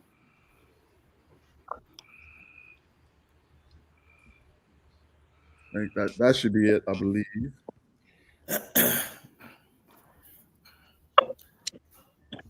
So how's everybody's weekend going? So this right here was the ghost. Hold on. I'll make it full screen. Okay. Yep. Okay. I remember hearing about that. It's a Challenger. Like I said, it's all over the internet. And so that's the same one that was in that movie, right? Phantasm or something like that? Same kind of car, yeah. Yeah. Oh, okay. One. I mean, that's actually a Barracuda. That's actually a Cuda on Phantasm. Oh, was it? That is a Barracuda Phantasm. Okay. It looked just like that to me. But it was basically the same car, right? Yeah. Yeah, they're basically the same car, different taillights and stuff. That's about it. Oh, that's Rick. So anyhow, Dennis the Menace, I am subscribed to you. I appreciate that, man. Because I don't think I had but like 9 subscribers. Same, I just subscribed. You actually got 12. Well, more than what I had when I came on here, man. So, yeah. And I'll subscribe too. I appreciate that. I got mayonnaise all over my fingers. I'll do it later. I got freaking I'm eating a turkey bacon club leftover. Sorry. It's all good. That's good, man. That movie Phantasm is one of my favorite movies, man. That car just made me fall in love. Dude, that car was insane, man. Oh, look, is that you drag racing that white Dodge? It's a lot of it.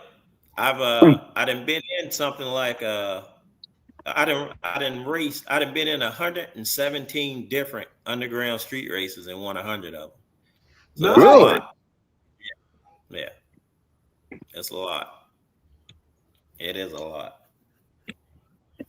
I think it's something like I got between 40, 45 and 50 different videos of me racing. Right on. It's been, I done had a lot of fun. Allegedly. Alleged fun. Allegedly. Allegedly. Yeah. Somewhere in Mexico. Yeah, somewhere in Mexico. Yep. Well, I got to tell you, man, I'm 60 years old and I've been on the streets for a long time. And I honestly say that it got to the point where I have way too much to lose nowadays, so I kind of laid back. Yeah, I hear you. It's true.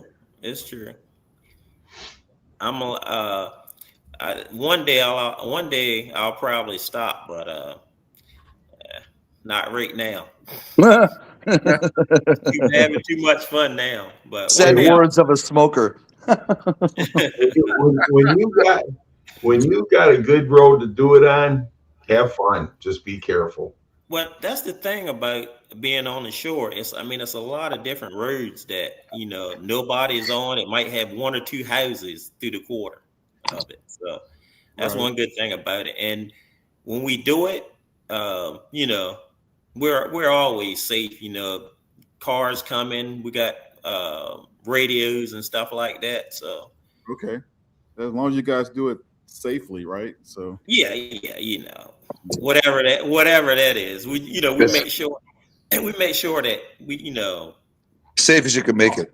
Yeah, exactly. Yeah, pretty much. Well, and like I says, we're in the city, so I've seen a lot of really bad stuff happen on street races. People getting upset because they lost and pulling guns out. You know what I'm saying? It just ain't worth it.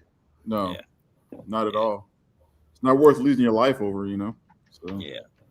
And it is like that, especially in New York. It's like that in New York, New Jersey, and stuff like that. The biggest problem is people bet a lot of money. Now, yeah. I've never won. Only thing I think the most I ever won off a street race is like $20 because I basically never bet. But I got cousins that bet on me, and they'd have made a lot of money. But hopefully they give you a little bit to go with that. No. He doesn't do that. I'm walking up there with my hand out. I'm the one that took the chance, brother. He doesn't do that. He doesn't do that. But like I said, I love doing it. So that's why, whoever's out there, a lot of different people bet on me, and a lot of people bet against me. But I just like doing it. And I like basically the thrill of winning is why I do it. And I'm addicted to that. I'm just addicted to it. Every time I go through the finish line. And some of the videos you'll see me going through the finish line with a number 1 in the air. That's the feeling of it. Well, like Frederick says, man, while in Mexico. So my wife at one time had a Terminator, it was a few years back. And and we was out there, man, in Mexico. And man, we started hearing gunshots. My wife looked at me and she goes, "It's time to go." Yeah. I'm free. Hey, Mark, what's going on, buddy? Welcome back. What's up, Mark? So what are you guys going to do with the rest of your weekend? Well, I got to take Dad to church tomorrow. Right on. I'm going to go out and do some measurements of the pole barn and see exactly what I need to start doing the inner walls. Cool. So, and cut some grass. Maybe go to a show. Yeah. I think tomorrow is Cars and Coffee. I've only been to one Cars and Coffee, but they have one every Sunday. Well, they got like 3 every Sunday in the area. So I'm thinking about going to one probably 40 minutes away from here in Salisbury. That's cool. It'd be a lot of cars out. I know the last one I went to was in Ocean City, Maryland, and I know it was probably about 30 cars out there, 30 different types of cars. So, yeah. Right on. Cool, man. Go, what you got in that car, man? Huh? What do you got in that car? You got an airplane engine? Look, if I could tell you, I would, but if I told you, I'd have to kill you. We still in circulation. I'm still in circulation, so I can't say it right now. You can't disclose. But I tell you, it's a lot of people that do want to know what's in that car. No ifs, ands, or buts about it. But one day, look, when I stop, I'll post a picture of what it is.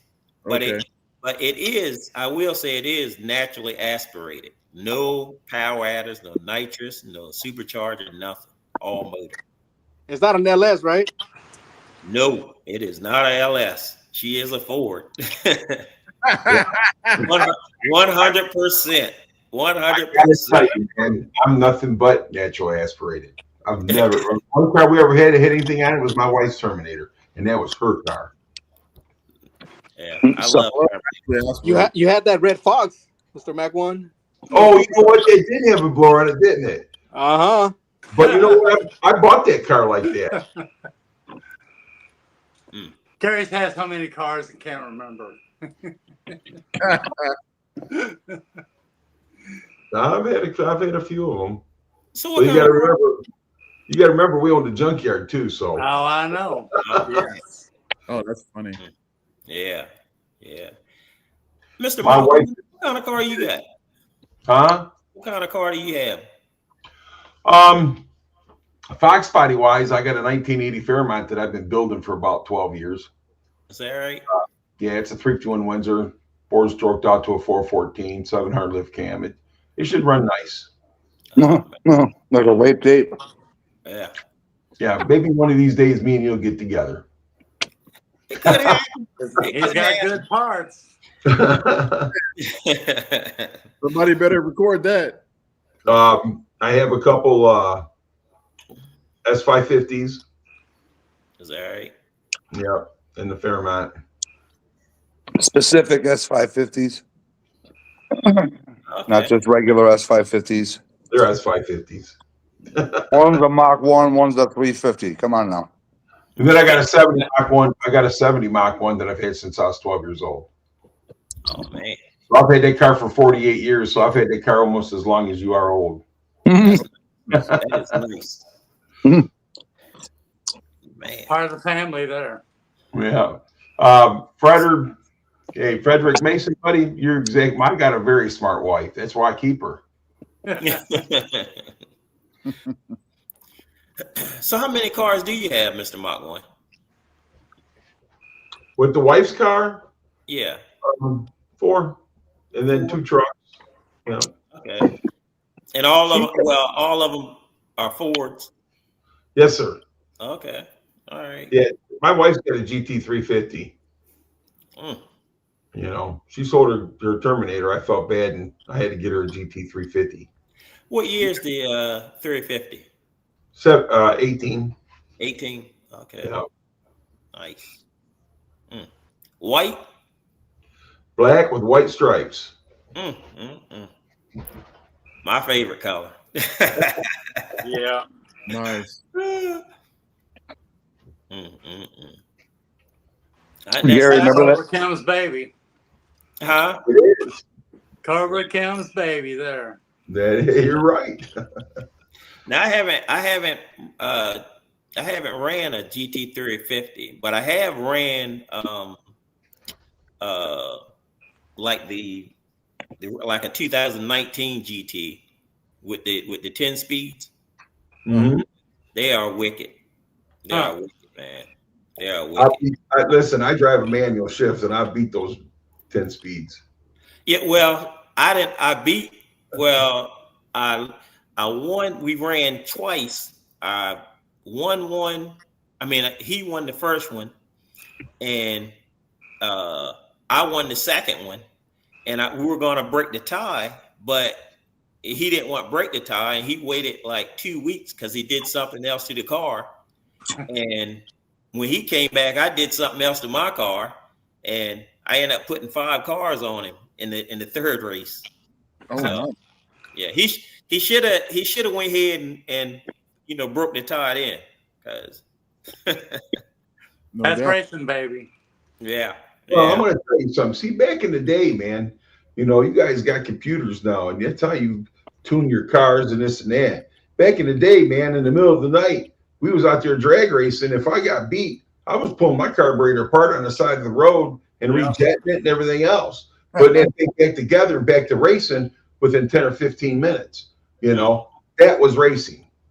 Yeah. Don't give me a little keypad to order to my car. Buddy, I did it. It was hands on, baby. Yes, you were the computer back then. That was the good thing about those times. Being able to just be in hands-on, full control. Going home, switching gears in the rear end, putting them back in there, and being back out racing within a couple hours. Yeah. Imagine that. Easy to do with a 9-inch. Easier. Exactly. Listen, well, I had a couple set up so I could just go home and swap them out. But the thing about it is that, you know, we get out there and we'd run all night long, you know, and these guys would be like, I'll be back after you, man. I'll be back and blah, blah, blah. Yeah. But like I said, I had a guy, and this guy was an engineer. And this guy knew how to work these cars and get them to run. And hey, I blew them transmissions, went home and changed transmissions in the middle of the night and got back out there and reran them again. But I had a guy teach me though. You know what I'm saying? Yeah. That's some diehard racing right there, man. It was diehard, dude. You know how many times I've pinched my fingers and oh, I've hurt myself a lot being in a rush trying to get that stuff done. But I learned to have a setup so I can go and do this stuff. You know what I'm saying? You back in there. The 70, I could change that trans back in the day within 30 minutes. Yeah. Wow. Okay. Cars are easy to work on, depending on what you're doing. Exactly. They were. Manual equalizer bar is not so fun with full lengths, but. Well, I always ran an automatic in the 70 because that's what it came in from the factory. So when I blew that FMX out, dude, I took a C6 and shoved it right in there. You still have the manual valve body in there? I still do, but I'm getting ready to take it out because I'm getting too old to be messing around. I bet the thing screams for that. Are you going to change the stop speed on the torque converter once you do that? No, I'm going to keep it the same.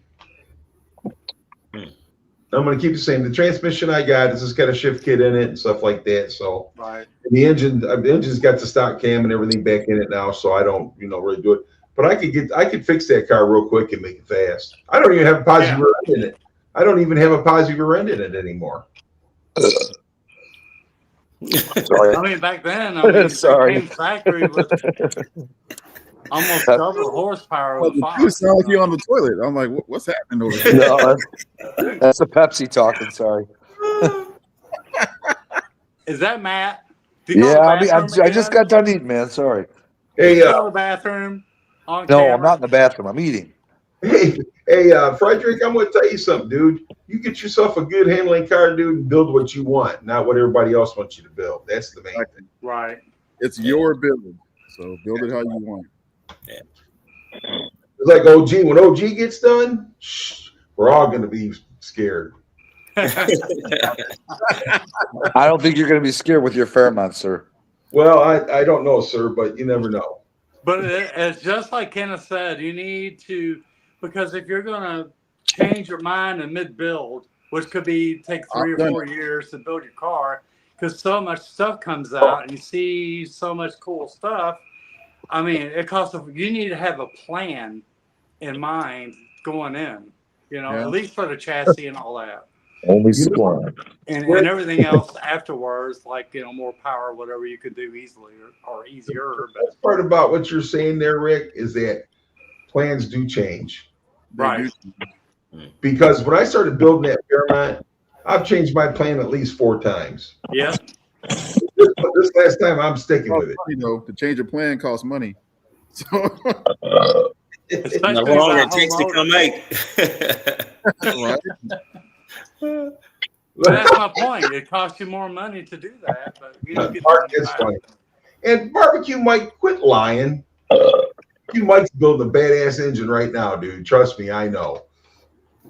We all know. Oh, man. Well, maybe he means he's not changing anything from his current build that he's doing. Half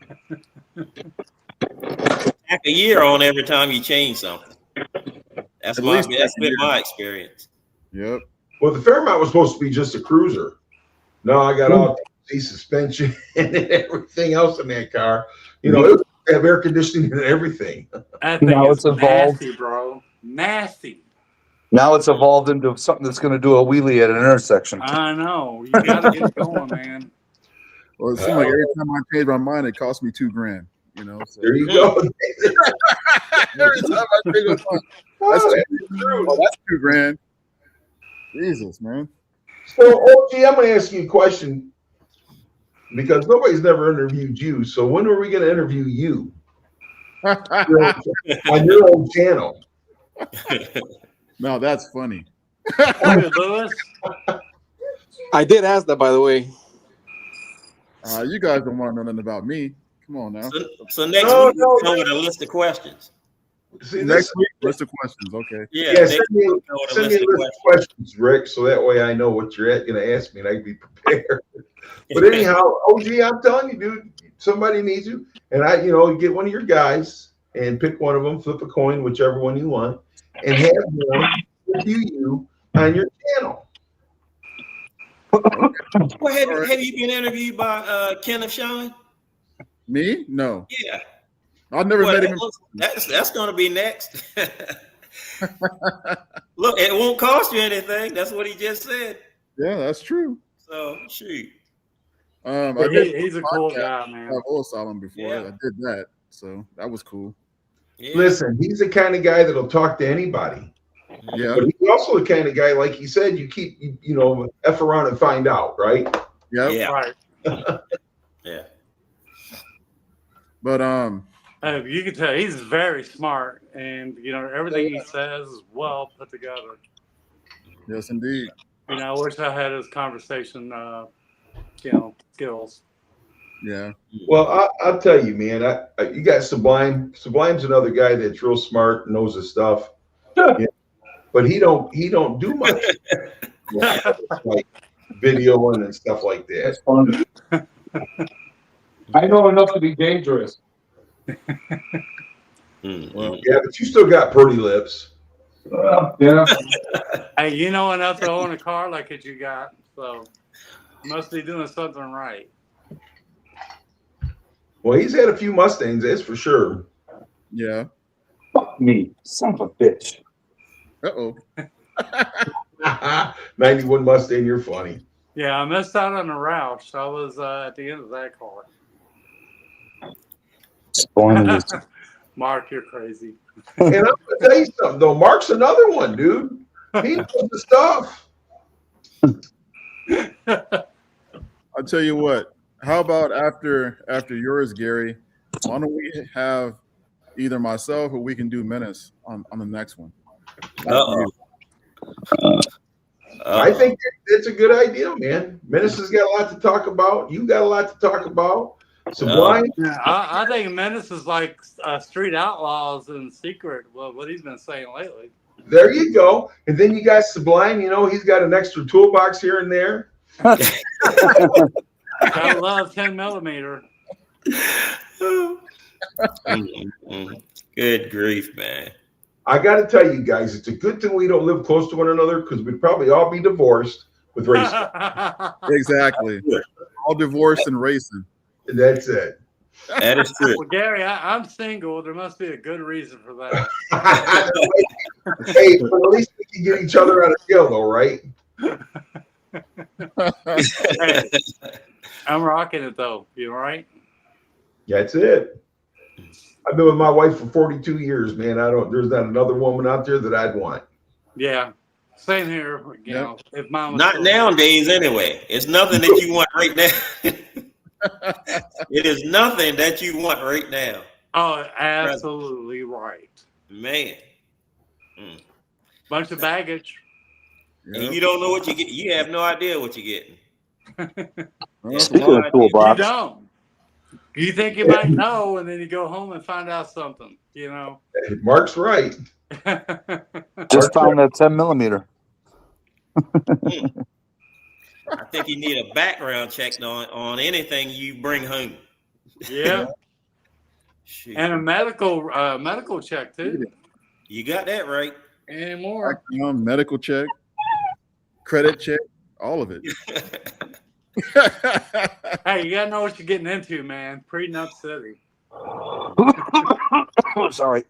Not that I ever had to worry about that anymore. So. Hey, Matt, it's puff, puff, pass, Matt. There's nobody to pass to here, man. None of y'all do this shit. Puff, puff. Well, I don't know about Louise. I don't know if he does or not. Or Lewis. I can't. Did you hear me, James? What's that? There's a store here called Puff Puff Pass. Oh, no way. Yes. Puff Pass. It's called Puff Pass. It's a vape store. Let's great. You stay with the toolbox. Wait, what? You? Well, I don't know. See, some people don't even know what the toolbox means on that when we reference that. I do. Well, yeah, I know. You know. I think I get it. Do you partake in the devil's lettuce? Here we go. Oh, come on, man. I'm in California, man. All right. Oh, all right. We got one. Menace, what about you? What are we talking about? What are we talking about? Weed. You're talking about weed. The toolbox. 420. Huh? Oh, well, because the toolbox is where I house all of my. What's the word? I'm flour. Is that what it means? The toolbox? Nobody wanted to talk about. The toolbox is the greenhouse. Nobody wanted to talk about marijuana, so they started calling it toolbox. Oh, yeah. Okay. Yeah, and the 10 millimeter is basically that means you're partaking with the said weed. So if you ever hear, remember weeks ago, and I pulled out all the 10 millimeter sockets. Yeah. You know, it's a much better feeling when you have an edible. You know, it just lasts oh, longer. that's a body high. That's not a regular. Yeah. Yeah. Y'all tripping. Sorry, I didn't mean to drag that into the gutter. You guys can get back to the car thing. You good. It is legal now. It's legal. It is legal. It is legal where I'm at. It's legal where I'm at. So. So wait, Menace, did you ever answer? Do you do that or no? Who? Menace. No. Okay. So just me and Blitzkrieg then. Looks like. Yeah. All right, I'll pass to the north. Oh no, wait, he's not. That's Gary. Right, Mark said his car is called Sweet Leaf. For a reason. Oh, Sweet Leaf. Dude, this car show I was at today, there were like when people started leaving early, they were getting on it as soon as they pulled out. Dude, there was already like 6 cops there, but they weren't at the exit. So by the time I left, they posted one right at the exit. They're like, "Yeah, I dare you." I'm like, "Yeah, I'm not doing it. It's already 85 degrees. I'm freaking putting my AC on and chilling my way out of here." Catch me up. Woodward was today. Was that today? Huh? Was Woodward this weekend? No, Woodward is in August. That's in mid-August. Okay, that's what I was thinking. The one I was at today was called Supercar Saturday, where basically, like 80% of the cars there are basically supercars or hypercars. The Menace has too many trade secrets he has to keep to get interviewed. Well, a lot of racers do. Well, if a racer pops his hood, that's like, I don't know, sacrilege or something. You know what I mean? Anytime you with a guy and he are you racing and he pops his hood, that's not a real racer. You know what I mean? I tell you what he got. You know, he's gonna take a lot of L's that way, telling people what he got. So exactly. I only pop my hood because that way they see I have nothing. Yeah. Well, until they see that. Yeah, they can't see inside. I see. Well, when they come off the line, that's when they see what I got. Yeah, and you got Stinky Pete under the intake. I've never used nitrous or nothing like that anyhow. But the point is that when you open up the hood and the carburetor is bigger than the intake, you know you got a problem. Yeah, exactly. Yeah. That's indeed. Dominator in the house, baby. Well, it's two major things anyway that gives away everything is, well, if you don't pop the hood, the tires in the back. If you got bead locks, then this guy, he's probably serious. Yeah. I said all of my races have been on 17-inch chrome wheels with 275, 40, 16, 17 tires. So they never see it coming. They never see it coming. All they see is lights after that. So I haven't done a lot of racing myself, but I do know this. Like when two people are going to race and there's money in the line, one of the requirements is that you have to see the other guy's, engine, because you're not going to race like somebody without knowing. Uh-oh. Well, I like I said, me personally, the most I ever won from a race is like $20. So, when I go out there, I just go to run. Now, yeah, you're more for the fun.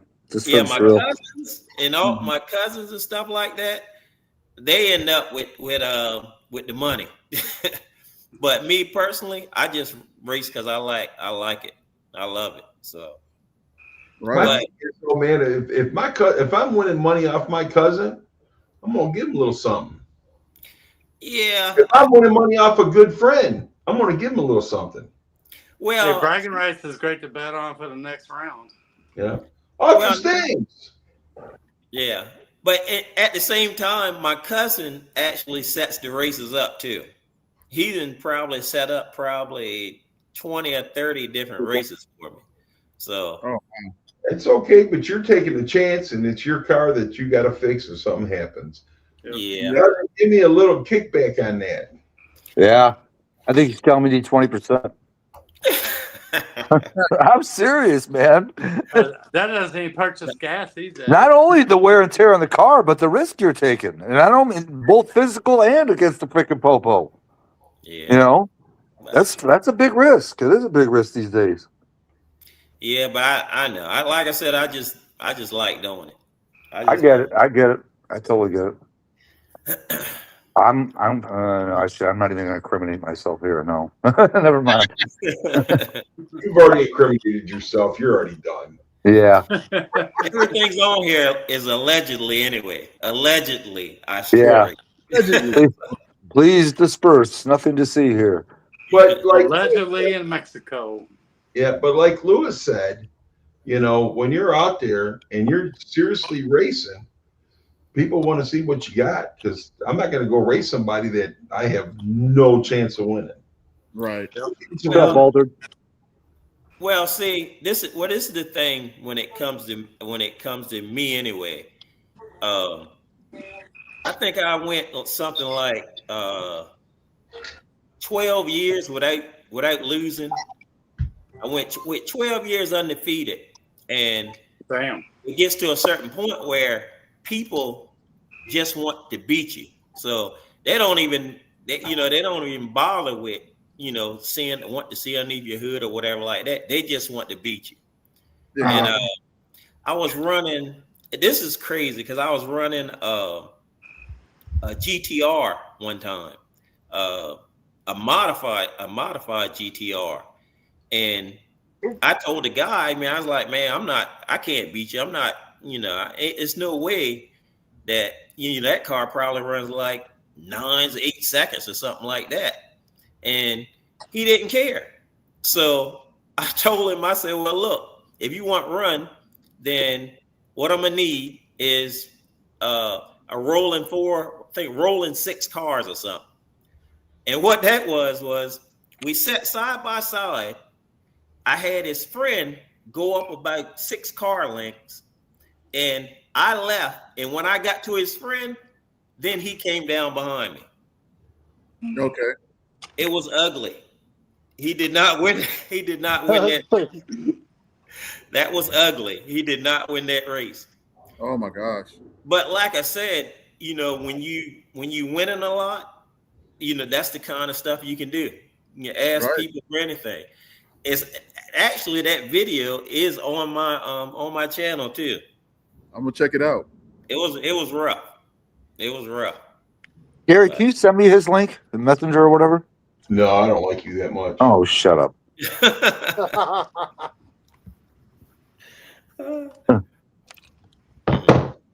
think I hear your dog barking. I better just go look. Oh my goodness.